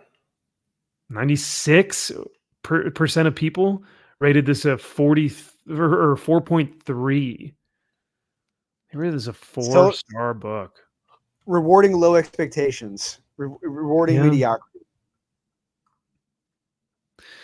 So the people who did read it liked it. But then, like I said, when we go back to Sasha from Casualty Comics, it's like, oh, okay, 23%. The people who read it liked it. Okay. The rest of the 80% of people, what do they do? Yeah. What are they reading right now? Not that. Man. Not this. They're reading Conan, real books. Man books. Man books. I'm a man. You're a man. Man. I'm a man. All right, so Absolute Power was a skip. Come on, everybody, skip it. Now, Wolverine Deep Cut was interesting. Loved it. Because I liked it. And it was much, like I said, the artwork and the story is much better than any Marvel book we've seen in a while. Good dialogue for the most part. Great action. I love the action in this. Fun. And coming up, what happens to Wolverine in this? Holy shit. I loved it. There it is. Love it. This is brutal as hell. This is badass. Yeah. My hesitancy here though is Wolverine never takes his claws out after that. Look, he punches Sabretooth, he grabs Sabretooth here, punches him. Where are your claws, bro? He's got adamantium fists. He's got his mitts. Why would he not rip his face off of his face? Like, end it. Put his claws through his skull. And you have extra reach. Oh, yeah, with the claw. Oh, 100%. Yeah. And then he's got him dead to rights. And then he jumps over and kicks him. So it's like, and then he punches him again. And it's like, dude, there's the claws right there. There's the claw. There's the claws right there. Finally. Don't worry. There'll be 15 caption boxes explaining it. Well, with Chris Claremont, yes, you have to do that. Yep. It is funny that with Chris, he is still writing like it's the 80s and 90s. Well, not 90s, but 80s. Because every caption box is, good thing I have my adamantium skeleton, which does weigh me down, which was in the Weapon X project. But thankfully, my claws now have adamantium, which can cut Sabretooth, who is my enemy, who I have known as my enemy since the Weapon X days. And it's like, thanks, Jim Zub. I already got it. Okay, well, wait. Time out. So Chris is very much from and still operates in the Jim Shooter method, where every person's comic book is their first, and every That's issue true. of X-Men was like that. Every issue was written like that. Every issue of Wolverine was written like that by him, and he's operating in that like that. And this the very same way, that this could be someone's very first Wolverine comic. True. And I will give him that mulligan for that. Yikes. I'm not at this point. No Ooh. thanks.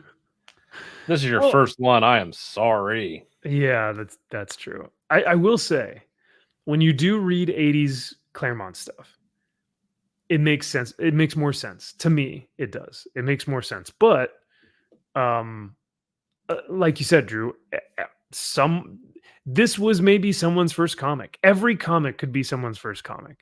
Yes. So you never necessarily know. So that's why, to me, this start was just like, okay. Like I love Wolvie. He's my favorite ever. But I'm like, yep, got Less it. is more. Thank you. But I do like Sabretooth. Crying shame, I got claws on my feet as well as my hands. It's like, I Oh see boy. you. So with the kind of 80s era of writing that Chris Claremont likes, is he'll describe and have the characters say things that are kind of happening, which is fine. Which kind of brings me back to that old, I do like this panel. This is cool. Slammo. That's rad. This is a really good Wolverine here too. Yeah. And that's a hard pose. Yeah. There's a lot of great panels in there. There's a lot of great pages in this. And I reached out to the artist. I got to talk to him briefly. I told him this comic is beautiful. Yeah, I told him it is. I'm gonna be recommending it with Wes tomorrow. So this is gonna be on the channel, our best of the week. And yeah, a big part of it is his art. He killed it in this. This is a great pose. Another good one from Wolverine. So there's a lot to like about the comic, I will definitely say. Especially this brutality. But I just wish that Wolvie gave it back. You know what I mean? Sabretooth just ripped your eyes out, dude. Cut his head off. Well, Rip his face off. Take his jaw off. I'm going to talk about this with Wes. We got plenty of more issues to go. It's not just one issue. It's not a one-off. There's going to be more issues in this miniseries. So I'm sure he's we're not going to see fighting. more. He's not fighting Sabretooth next. He's fighting Mr. Sinister next. Well, he's going. Well, we'll see what happens. We'll see what the gauntlet looks like. Yeah, it should be fun. I do like the setting. I love that the issue is really necessarily just like one big fight. That's badass. Yeah, it's great. This is like I said. This is what the Wolverine versus Sabretooth war should have been. And this is fantastic. Exactly. Yeah. Kyle, thoughts? It's a typical meh, but it's okay. Art's good. Story is what it is. It's of course long-winded because it is Claremont. Yeah. But yeah, it was fine. Yeah, I had fun. Mm-hmm. I liked Life of Wolverine better, but anyway, no, I'm kidding. The life of a salesman. That's what people want to hear. Yeah. Jack Frost on the first page, he says, "They say I'm the best there is at what I do." So yeah, he says the thing, guys. He has to. Claremont has to. Every issue has to begin with that. It really does, actually. I don't think you can write. Not even Wolverine. If you don't say the catchphrase, is it even a thing? Going back to Absolute Power, Mark McGrath says it's very heavy-handed, as was Kingdom Come, which was a much better story. Also, Wade wants you to know AI bad. Yes, very much so. Sure. Yeah, no, Jack, he absolutely does. Yeah, so you are not wrong. You're not far off. Like it's there. So It's it's there. There, not and there, there, not there, there. not only is it there, not there. Hmm. It's on the first page. So in case you were wondering, like you look at the cover and you're like, oh, Claremont. I wonder if he's gonna yep, all right, never mind. He said it. Yep. Wait, is he the best there is at what he does? I don't know yet. Oh, no, he is. Oh, Okay, is he? got it. Oh well, yeah, I guess yeah. That's a He deep is the cut. best at what he is, yeah. It is a deep cut. Yeah, I don't know. I It kind of don't conflicts like with what we're this told in the cover. current X-Men comics. Philip Tan, you a fan of the Philip Tan cover? Why is Wolverine doing a spread eagle, bent over That's a OnlyFans? Wolverine pose. That's a Wolverine pose. That's a staple. This is, but what's with the legs? The legs coming out like that. He's Oh, done you that know. before. You He's know. done that. Yeah, he has with Cyclops back there. Oh yeah, he. That's I don't know. That's a wide spread, boy. Oh That's yeah, it is. There's like man spreading, and then there's like this. He's ready for it. He is ready. I mean, that goes from edge to edge of the comic book cover. That's a Oh, he's edging. He's the best there is at what he does. Well, see, Sabretooth is edging back here. See that smile? Oh, that's what it is. He's looking at Wolf. He's going, oh, I'm gonna get that deep cut, boy. Oh yeah. So yeah, I mean, no, the art is beautiful. Philip Tan's art is great. This pose just bugs the hell out of me. A little odd. I don't know. Just like I want to like cover. Like it was that. Like get the legs out of there. Take the legs out, and you just had like this. That would be rad. I'd be like, oh, much better.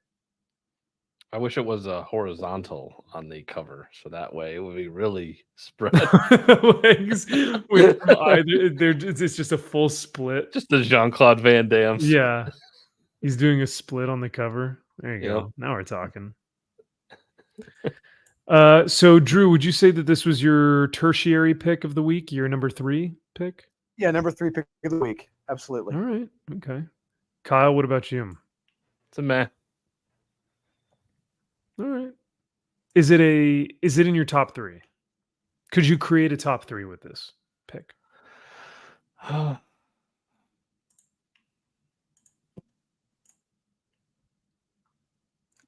Maybe. It's tough. I mean, number 2 for me is Bear Pirate Viking Queen. And I forgot to read that. one is Conan. Dang. Good luck trying to read it. It's awesome. I Oh, kind of so figured it'd be one that I was like, eh. Oh no, it ends very well. Was it everything that you wanted? Yeah. No, it ended. It explains everything. Explains what the bear wow. represents. Explains everything. Like it. Yeah. That's cool. Right. Okay. All right. Because I have to actually read issue 2 and 3. So I need to go back Well, and reread this. Try That'll- to. Yeah, if I don't have a fever dream first. So That'll make it even better. so yeah, Wolverine deep cut. Chris Claremont, meh. Nah. Recommend. Drew tried to get his recommend in there real quick. Yeah. Mhm. I'll say real quick. This I'm was just good gonna. too. This was good. I was shocked. It was long, dude. It took me. I couldn't get through this fucking book. Well, Kyle, if you did, you would see that David Pepos is at it again. Because guess who saves the day? Woo! The little girl? Yeah. Aww. Did somebody Well, call for a last minute rescue, boys? Well, okay. So, look, I will give it the mulligan. Like I said, based on the female villain in this, she is a part spider, and what she used, like her spider-like pheromones and all that on the male subjects. It's like, okay, I can go with that. I'll give it that mulligan. I'll give it that plot contrivance. And yeah, and she does, and I can go with that.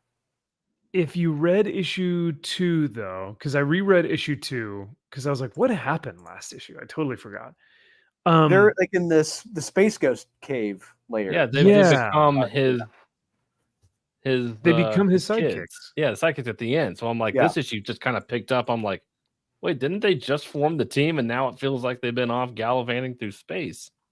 Yeah, it's like how far in the future are we from issue 2? It just don't know.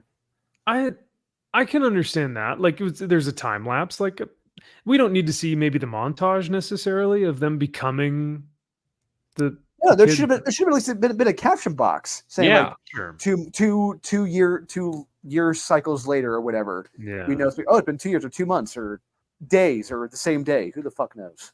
We don't know. Exactly. How many missions have you been on? 5, 10, 1,000, 1, Yeah. none? Like, is this your first out? Like, I don't know. Well, in the second issue, I did like that we get like kind of Space Ghost's backstory, and you realize like, oh, wow, okay. Now we see like why he's kind of this avenging superhero, right? Yeah, but I will still. I think Kyle will agree with me. I think it was done much better in the original DC miniseries with Ariel Olivetti on the better. art. And, much better. I never read that one. That was awesome. Oh, you're missing out. Ariel Olivetti on interiors, and you had, I think, Joe Kelly writing it. Yeah, and it's pretty much they're pretty much hinting on the same thing that happened to him in this, but like it's much more dramatic in the Joe Kelly story at DC. Okay. Yeah, I was gonna say, man, he's kind of a little less of he's just kind of a little less of a dickhead a little bit. You gotta get more of him before everything. This is the Space Ghost in this is all-star Batman level of asshole. He is which is weird because issue 1 like nailed him. He was like, I'm here to save the day, kids, right? He's like super optimistic and he's like, stay behind me. And it's like, man, this guy sounds like Captain America. He sounds awesome. But then in this issue, he's like, don't touch that. Don't burden me. You guys are the worst. He's just constantly like berating these kids.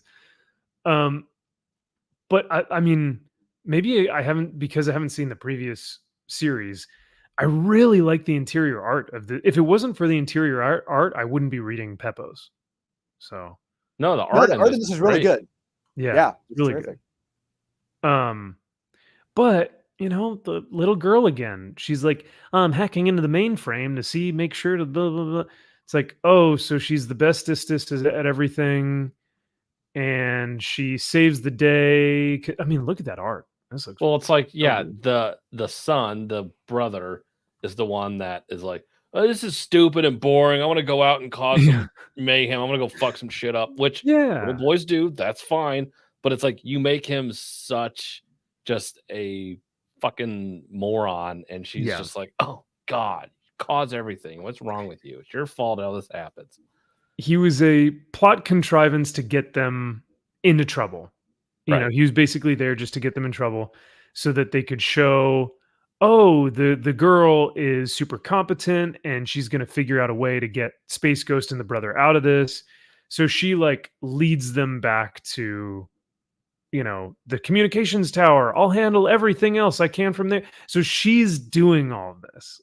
And I'm like, wait, this is Space Ghost's tech. Like, she would not know how to utilize any of this, right?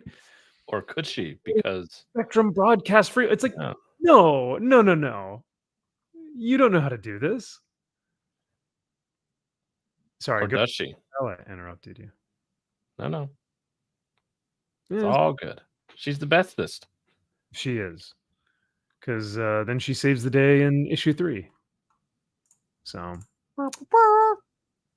Dun, dun, dun, dun. So you liked this or you didn't like it? That's the weird part is like, I don't know how to feel about this. Okay. Because you guys are right. He makes Space Ghost kind of insufferable. No, I won't say insufferable. Makes him a bit of an asshole. Yeah. Where he's like, I think he doesn't want them to get hurt. But by doing so, he's really like strict. He's kind of like just like a nag. Yeah. No, yeah. he is All-Star Batman from All-Star Batman and Robin the Boy Wonder. That is Space Ghost here. He is Yeah. written like an absolute asshole in this, Yeah. and like an oaf, just an absolute oaf, and yeah. Yeah, and then, like I said, stunning and brave younger girl kind of saves the day. Yeah, she has which- information that he needs, and you got to hack into this mainframe. And I have the Yeah. secret. I have the goober that you need to do this, but do this job for me. Go on the side quest, Yeah. complete the mission.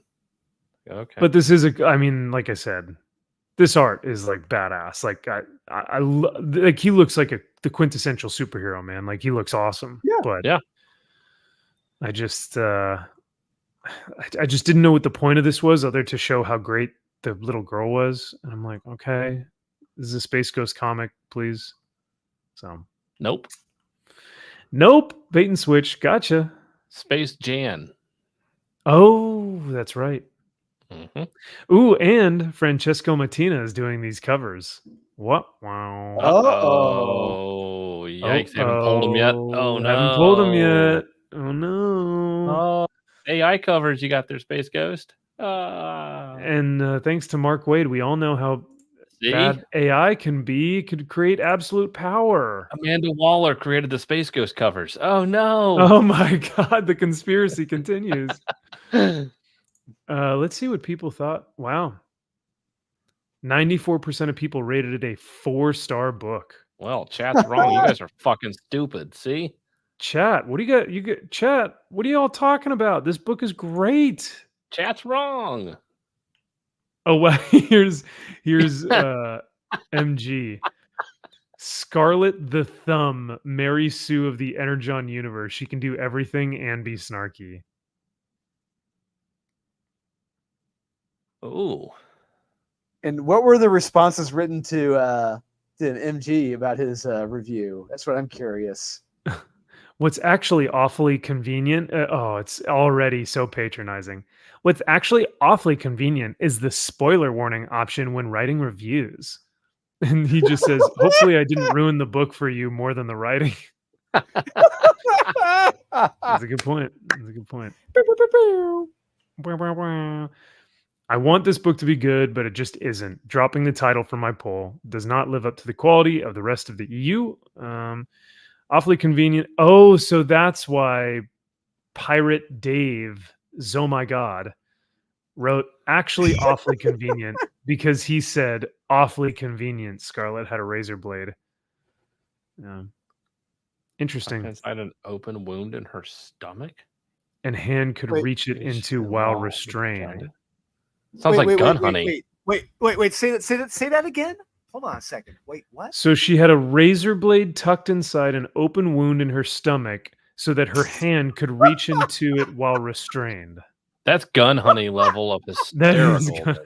No, I just started thinking of Videodrome when James Woods has that stomach vagina and he pulls out the gun from his stomach vagina. Oh my God.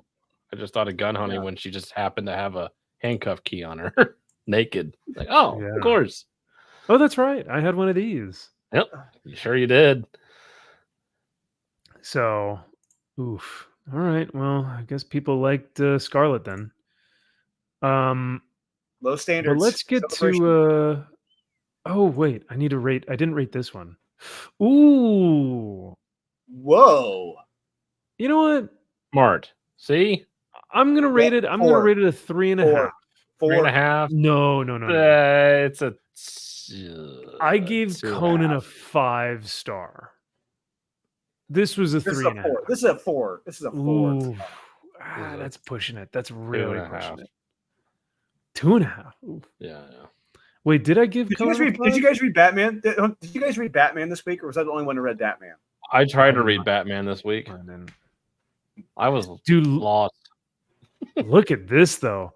4.7 4.7 average rating. That's like, so 100% of people roughly gave it 4.5 stars. That's really good. That's an X-Men title right there. Oh no. Yeah. Oh. But yeah, Drew, you said Batman was nonsensical, or you could read it? Or? I try to read Batman. So this is all going back to, I think this was last year, a stupid fucking plot thread with a thief who breaks into Bruce Wayne's rundown brownstone house he had and discovers his quote unquote bat cave he has. He's like, uh-oh, what the hell is this? So Chip Zdarsky's following up on that backup 3-page storyline shit in this. The life of this deadbeat criminal and his family, and just how he's a criminal with a heart of gold. And his... I was like, is that who that blonde guy was? I'm like, who is this fucking guy? Like, I'm reading this book. Yeah. I'm like, who is this? This is that thief, Kyle. If you remember, this is that thief from that 3-page backup story that Chip wrote, like I think a year ago. And the guy breaks into the brownstone. So he's just now conveniently following up on that character in this story. That was this character. And we see he's got the secret of who it is. But of course, all these plots and contrivances are telling us, it's like, no, we don't want to know. Don't say it. Don't say who it is. Don't tell us who it is. We don't want to know who it is. It's like, are you fucking kidding me right now? I load of, and the guy survives in the end. Are you fucking kidding me? Bullshit. This guy should have been fucking dead. You know, deader than if you can pull it up, one of the best lines is what Batman tells him to be. He's like, no, he's like, I had just one ask of him, and this is what it was, and I busted out laughing. I was like, you've got to be fucking kidding me. They actually had Batman say it multiple times. Not just you guys once. are gonna have to show it. I'm gonna look for it, but I have no idea what y'all are talking about. So you guys are gonna have to show me where the panel is. I forget which page. I think it's later on. It's later on in the book. Yeah, he said, yes, it's toward the end. It's toward the end of the main story. There's a shitty backup. Don't read the What's backup. an absolute power tie-in? Whoa. Kind of. Is this really. the backup? Nope, this is the main. Keep cruising. Keep So cruising. keep going. No, wait, go back up. Back up. There it is. Oh, Up, there it is. Up, down. There. Oh my God! Does he actually? Shut the hell up, man! There's no way that's real. It's real. Be better. Gosh, dang it, man! There's no. Oh my God, who's writing this? Chip Zdarsky, the amazing Howard the Duck writer. He's still doing this. Hold on, I need to zoom in and just for. Oh no, I missed it. Passed it. He says it multiple times. Gosh dang there it is. Be better. I need to just screenshot that and put that all over Twitter, and just every response to everything is just this stupid panel of him saying "be better." The only thing, just as stupid as this in this book is in the backup when you see Batman dump a duffel bag full of money onto just gives it to a homeless woman. Just dumps the money. It's like, are you fucking kidding me? There's a reason why this woman is fucking homeless, because she can't fucking handle her money. Yep. Oh my God. Well, no, if you throw money at people, it solves the problem. It fixes everything. Yeah. Didn't you know that? Nightwing. Yeah, Tom Taylor. He told us that money fixes everything. Yeah. I mean, that's why he had Batman give away all his riches, and why Nightwing gave away all of Batman's riches. And yeah, I thought that was how you do it, right? Solves all problems. Yeah. Damn. I guess that's not. Yeah, they repeat this line. So he says, be better down here. You keep going. He punches somebody, kicks somebody, says, be better. Oh my God. To a black kid. Giving him his cape. Says it again. Be better. Dude. In case you didn't get it. Is he saying it, or is this echoing? Like, it's like, be better, be better, be better. Like throughout, I don't know. Throughout all the different time periods that he's very poignant and nuanced. Oh yes, yes, of course. Oh my god. Yeah, I guess giving her a bag of money. How much cash? Dude, that's like That's money. That's Thousands hundreds of of thousands, dollars. hundreds a, of Yeah. thousands. a duffel bag of money. That's gonna help her mental illness. Yeah. Yes, of course. On top, Yep. that's She's money that definitely could have not been going to stolen spend it on. that's money that could have been stolen from people at a restaurant, a bar, a bank. Granted, the money may or may not have been insured. We don't know, but that was money unlawfully stolen, given unlawfully to someone who's homeless. Yep. Is he just being Robin Hood? He's perpetuating a problem. That's what he's doing. He's Yes. making it worse. He's not solving anything. Yep. Which is No. actually, funny enough, what Green Arrow says in Absolute Power, where he says you're not actually helping the misgendered and the disenfranchised and the, what did he say? All the other people who are othered. Yeah, the othered. Yeah. So I mean, I guess, I don't know. Oh well. Be better. Be better, guys. Hmm. When you're reviewing these comics, just be better. That's why it's called Be Better. That should be the name of the podcast. That's what it was called. That's the title of the story. Oh, that is. Oh, If you go to the end with the God. bus driving away, it's called Be Better. It actually is called just Be Better. You see? How are how are we living? What state are we living? Why, where, how, when? Yep. Ugh, I have no words. And apparently you have some words for whatever this is.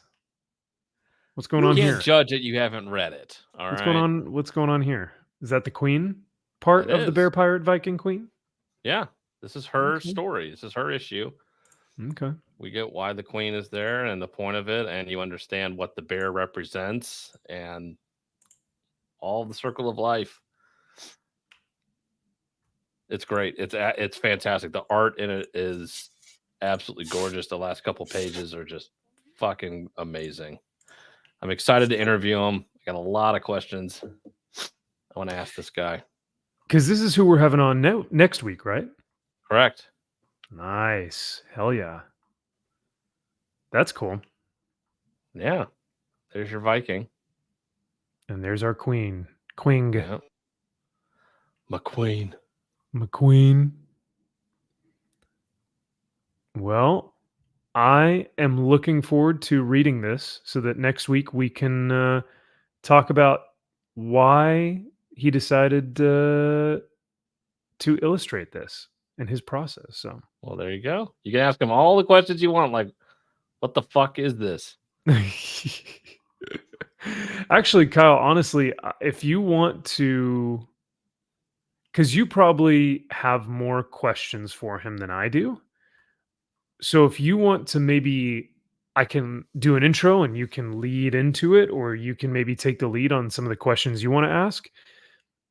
Feel free to, or I can send you the questions I had for Shane tonight. I will say this art is pretty beautiful. So, like, Yeah. look at this. It's undeniable. You may not get the story. You may not like it. You may not be. You may just be like, it's too kooky for me. But Yeah, it's undeniable. This art, face. yeah, is So striking. it's It's one of a kind. Yeah. I still think that first issue, that issue 1 with the ocean waves, it's like, oh, it's so good. Yeah, I personally, I think issue 1 is my favorite out of the Yeah. 3, for Yeah. sure. I liked the pirate story. I wish it didn't end so abruptly Mhm. because I liked that. That was Yeah. interesting to me. But no, it was a good way to end it, to wrap it up. They had a whole story to tell, and they did a great job. Hell yeah. I am thankful that this actually ended the way that you were hoping, or at least too? that you got. Yeah, because I know, because we were kind of holding out hope, and we were like, Issue 3 is it gonna come together? Is it gonna be more nonsense? Is it still gonna hold up? So I'm glad to hear that you enjoyed it, because you said this was gonna be your number 2 this week. Yeah. Nice. Well, because Okay. I also think like it would have been an interesting interview. Like even if it didn't end well, I would have still liked to have had a conversation with them. Like, hey, this is kind of where we're at. Like I Mm, think it ended kind of like what do Yeah. you like? Just to interview somebody like that, it would just be I think an interesting conversation to have. Like, for sure. what did you think about it? So I'm curious to talk to him, the process, and all of it, how this even came about. Absolutely, man. You know what I've noticed, and I mean, because I know that we've talked about what makes a comic, right? And it's kind of a combination of storytelling, art, layout, characters, right? Like there's so much that comes like that goes into making a comic. And then like when we express like why we like a comic, there's so many different aspects of like I said, you could just run the gamut of like all the different things that make a great book. But then we can also say why it doesn't. But for me, it always comes down to how does the art portray the story? If you have great art that is really demonstrating what the character is going through, or you have art that is unique, or that it's more, I don't know, like it's more visceral or maybe more kinetic, or whatever it's trying to portray. I tend to like comics that have better art. And now, like I've said here on the channel, I'm an art snob. And what I find funny is that most of our interviews have been artists. Shane, now the individual who's going to come on next week, who is, what's his name? Jonathan Jonathan Mars. Jonathan Paravecchio. Marks. Yeah. Yeah. Paravecchia. We've had Trish Forstner. We've had Aaron Lopresti. So Yeah. the people that we've had on here tend to be artists, which I wonder if that says something about the best creators. Are they the best artists? Interesting. I don't know. Why are we choosing mainly artists for our shows? I don't know, Max. Artists Why? won't reach, the writers won't reach out to us. Mike Barron did, so Yep. Yes, Mike's he a did. writer. Yeah, I think I don't know, just there's something about artists, man, that just like I'm more intrigued with the artistic process, I guess, right? Because Same. I can't do this. Right. My entire life, I will never be able to do something like this, right? Yeah, like I want to ask him, like, okay, what was page 1 here, issue 3, page 1? What did he write? Like panel 1 or page 1? What was his description of this panel right here? Or was there any like? And then you were just like, got it. I'm gonna draw a giant. Like, what was his description? But I thought it's all the same person. I thought the writer and artist were the same person on this. No, this is the guy that he's written Sean Lewis. He did he's doing one of the Spawns, Scorched or something. King Spawn. Oh, I thought he wrote Andrew this. Okay, never mind. No. Oh, okay. Oh, but it looks like Sean and Jonathan, though, they created it, but Sean wrote it and Jonathan illustrated it. Right. Okay. So it looks like they're dual hatting this, but it's just they have different skill sets and talents. So, okay. See, that might be that right there, Kyle, is why I think this turned out to be good, because if Sean did not create this with Jonathan, this could have gone really bad. Probably. You know what I mean?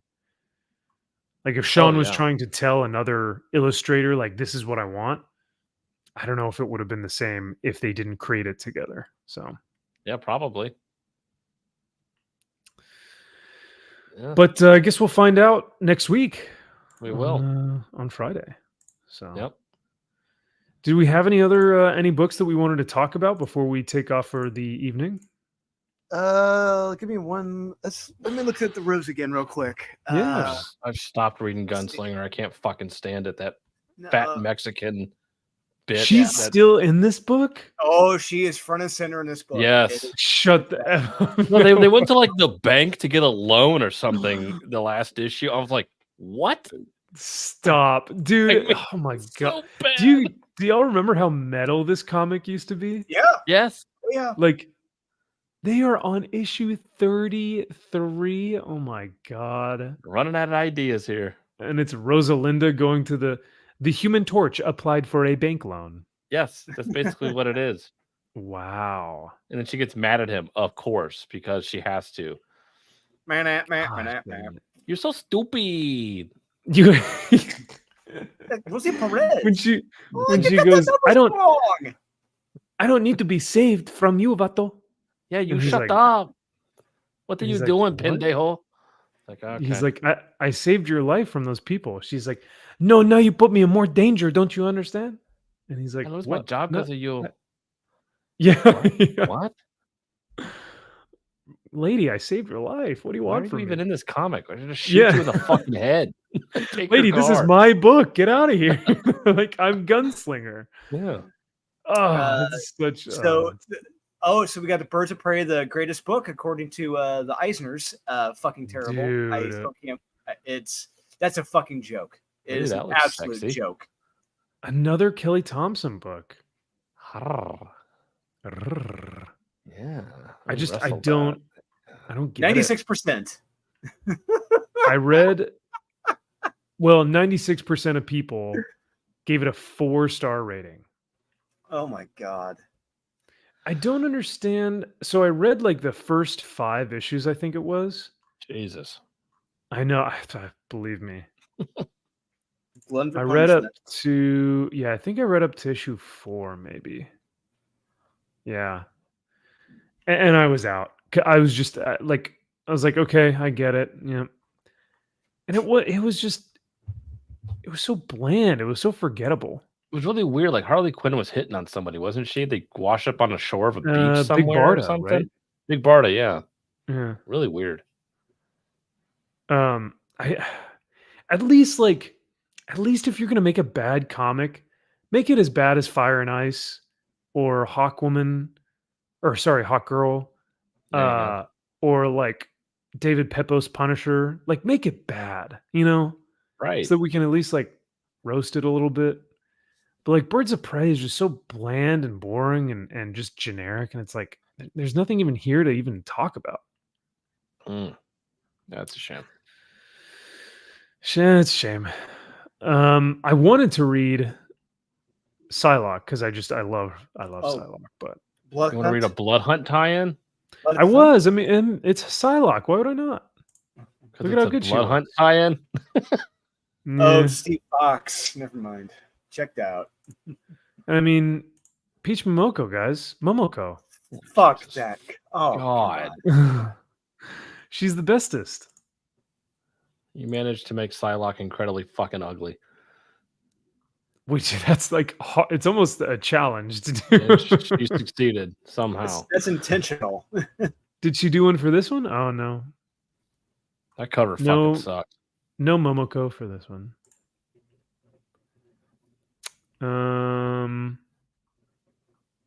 Life of Wolverine. Yeah. I already gave this one. I'm gonna give it a 3. 3-star. Oh my Wow. god. Wow. That's How? 3-star. No, it is not. Absolute Power, half a star. One Is that half. too harsh? No, it's not. Half No, star. that is correct. That's where it needs to be. Just for I took away every star that every panel Amanda Waller was in. So Wow. See here. Just I hate read strong JSA. black I read women. yeah. So I read JSA. It's pretty fucking dope. It's bad. It's terrible. which one? It's not worth it at all. Oh, Justice Society. Yeah, it's terrible. issue 10. God, I didn't even know that this was still going on. There's so I feel like the market is just oversaturated with books, and I'm just like, I don't even know why this is here. All I'm gonna say is about the book. If there's one plot element I hate. There's one thing I hate. It's when there's a long time villain, a great villain, who's been a threat to the team, who's tried to kill them multiple times, and is suddenly brought onto the team, a younger version. I want to be a hero now. I want to prevent my future self from being a bad guy. I hate that fucking plot. It's fucking lazy. It's fucking stupid. And it tells me Jeff Johns is checked out. He is done. I mean, he's doing good stuff over at Ghost Machine, so maybe he's just yeah. Oh, he's Neil probably Before checked Zod. out from. Yeah. Neil Before Zod, really good this week. I really like that. Yeah, I remember you saying you liked this one. Yeah. I want to hear. Wait, why did you not like Moon Knight Zero though? It's a fucking. It was just like reading the life of Wolverine. It's Khonshu giving his point of view, just talking about, this character, I think he's such and such. This character, I think he's such and such. This character, I think they're such and such. It's like, that's all this is. Just Khonshu just giving his own little document book on the characters. It's what it is. It's a document version of Khonshu talking about the different characters. That's it. It's fucking lazy and stupid. No. Dokuman. Damn. Why you got to be so harsh on Dokuman? Yeah,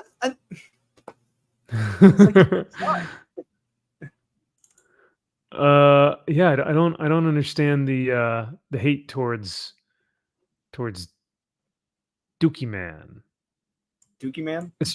Especially when, like, Darren Fontano is out here. Who's out here working, right? Because Santuan was meant to oppose Isom physically, but I wanted a different character to oppose him mentally and ideologically. Whoa. Creating an intimidating villain without powers that was meant to challenge a character with special abilities is not easy. It's not easy, guys. It's not. It ain't easy. That's exactly why I wanted to do it.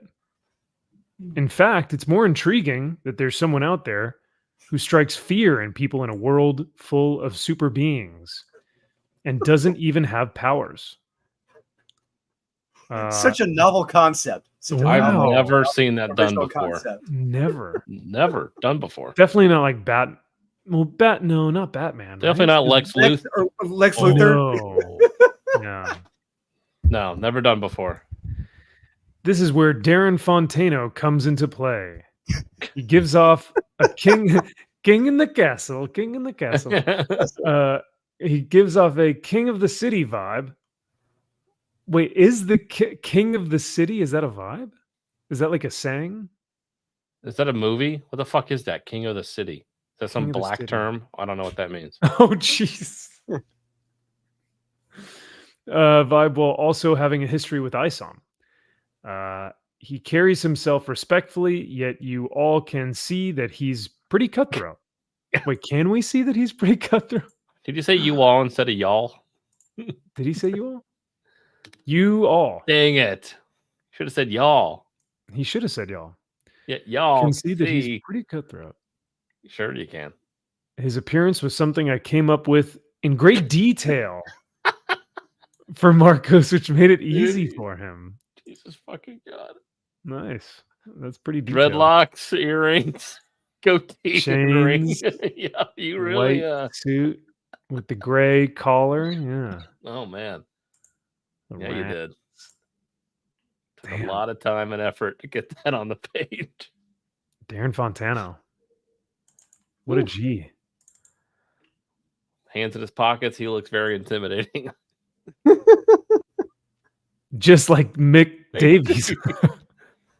It looks like, what's his name from Deadpool 2? I forget what the guy's name is.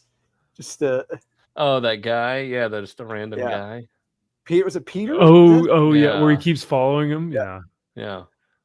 This is the book I paid $75 for, Jack.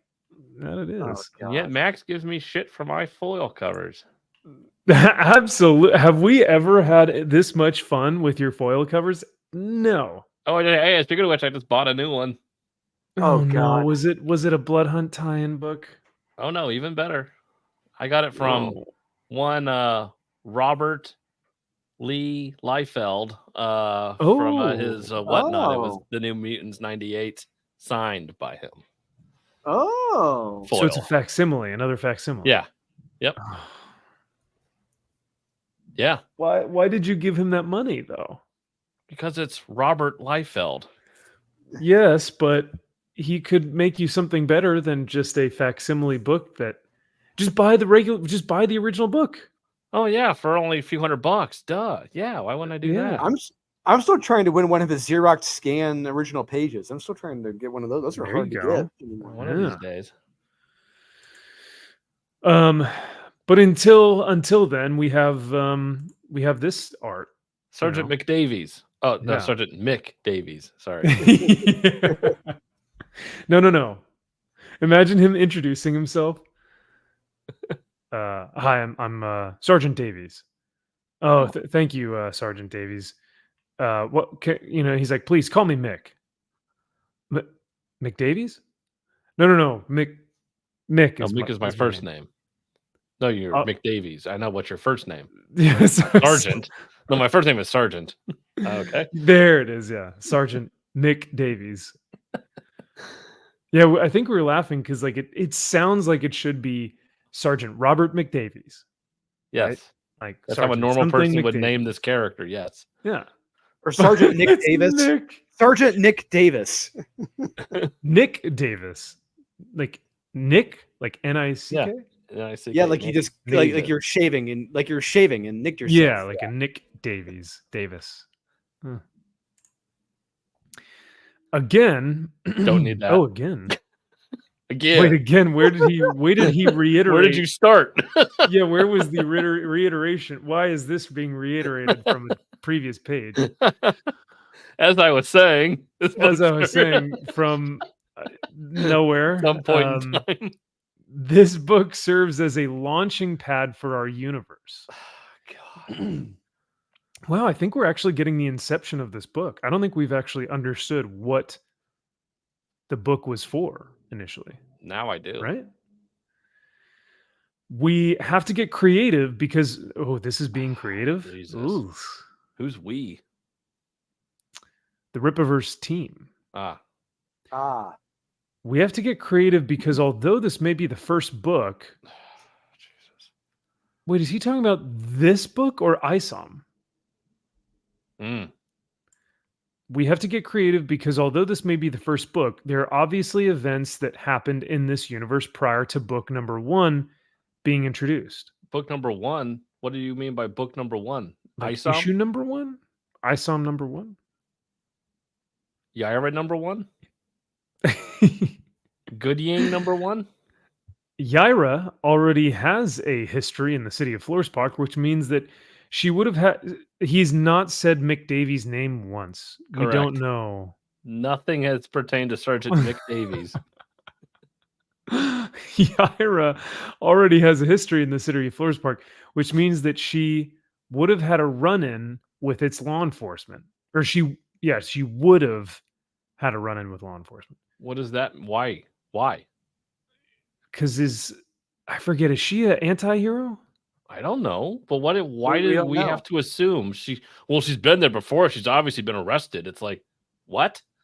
Yeah. What does that have to do? Like, no, not necessarily. But this is where Sergeant McDavies comes into play. So that's why we have to know why. Okay. So. I wanted a seasoned leader in the police force that would be utilized for years to come in this universe. I wanted a seasoned leader in the police force, an old guy that would be utilized for years, to come. Okay, all right. So I want an old guy close to retirement who's going to be around for a long time. Got it. Have we seen him though? No, I don't remember him. I don't know. Why wouldn't you have a rookie who's new on the force, who doesn't quite know who Yaira or anybody is, or is new to Flores Park and is just starting as a rookie out of the academy and may or may not be corruptible? And I don't know, you have that dichotomy of playing with, whose side can I be? Can we corrupt this guy? Can what's the black guy's name? Dumas? Dandruff? What's his name? What? What the fuck was that guy's name? Who? The black guy we were just talking about. Oh, Darren Fontano? Yeah. Oh. If he has cops on the payroll. And maybe he's, then this guy, this new rookie guy could either get corrupted by, or I don't fucking know, do anything else. But seasoned vet who doesn't give a shit, close to retirement, and is just pissed off all the time. Great character. This last line, I don't think I've read this one before, but this is a new one, boys. I think this is my favorite one we've read in a while. When I created him, his appearance was simply that of what I envisioned. No shit. No. When I created him, his appearance was simply, just simply. Just what I envisioned, guys. Just of course. That was when I created him. It was just simply what I envisioned. Yeah. Oh my God. As a believable police sergeant. Thanks. That looks like no sergeant I ever had on the police department I worked for. Just throwing that out there. Aren't you glad that they sergeants solidified his shoes and pants? The clogs or whatever the fuck are those? Oh man, that's those slippers. What's he doing? There's no shoelaces. He's wearing Croc loafers. Yeah. Croc loafers. Yeah. Yep. There you go. Does he have his pants bloused? Like in the military, Definitely you would blouse your boots. Are they those they're pants like that with like kind of like ruffled at the bottom, or like the kind of like stretchy pants, but like joggers? Yeah, they're joggers. Like jogging pants. Yeah. They're khaki joggers with Croc loafers and a button-down shirt. This guy's only a sergeant. He's nothing. You're nothing. You're a sergeant. You're a piece of shit. And I was like, sergeant is no pretty low difference whatsoever. Pole, eh? Yeah, you're nothing. Yeah. Make him a captain. Make him chief. It's something. Now we're talking. Yeah. Captain McDavies. Yeah, that sounds good. No. Just remember, guys, whenever we get another, artist on here or writer, we should ask, when you create some of these characters, is the appearance simply that of what you envisioned? You're like, I don't even know how to answer that question. It'd be like, yeah. Duh. Yeah. Yeah. Wow. Wow. Well, that should about do it for this evening. I think that's pretty much all we got. Drew, once again, thank you for getting Shane on here. That was a ton of fun to have him on for the first hour and a half, and he was an incredible guest. And I'm thankful we were able to talk to him and get to know him a little bit more. So yeah, hopefully get to talk to him more in the future. Yes, absolutely. Hopefully getting him back in September, where we can talk to him more about prairie gods. So, like I said, I'm locking it in. Prairie gods, and what was the other lock-in? One of the X-Men books that we had as a lock-in. So Sentinels. You did. Exceptional X-Men? Exceptional X-Men? Exceptional was a lock-in. Yep. That's going to be a good one. So, you guys got anything before we head out for the evening? Nope. I was going to say, we got a couple pages left on Unholy Nightmare, so you may want to jump in on the backer kit now while you can. That's true. We just sold another piece of OA and another sketch. So we got one piece of OA left from the book for sale. That is it. And so that's going to be wrapping that book up soon, thankfully. Heck yeah, man. That sounds awesome. Well, I am stoked for your book to come out. And yeah, whoever that lucky winner is of your original art, or whoever the lucky buyer is of that original art, will be greatly rewarded, because Aurelio is doing some really cool stuff that you've sent. So looking forward to seeing that. Well, that should about do it for tonight. Thank you guys again for hanging out. This was a fun evening and a longer night, but we started a little bit early, because the guys and we didn't have work today, which was nice. and we wanted to be respectful of Shane's time. But hopefully we'll see him back here in September. Chat, you guys can see me this Sunday. We'll do a build stream, and then Sunday night will be Max's Man Cave. Next weekend, Saturday the 13th, I'm planning on doing the birthday stream, so that should be a lot of fun, and we should hopefully get a lot of friends on here to goof around and have a few drinks on a lonely Saturday night. So, but other than that, I think that should be it for the night. Hell Thank yeah. y'all. Y'all have been great. We'll see you Sunday.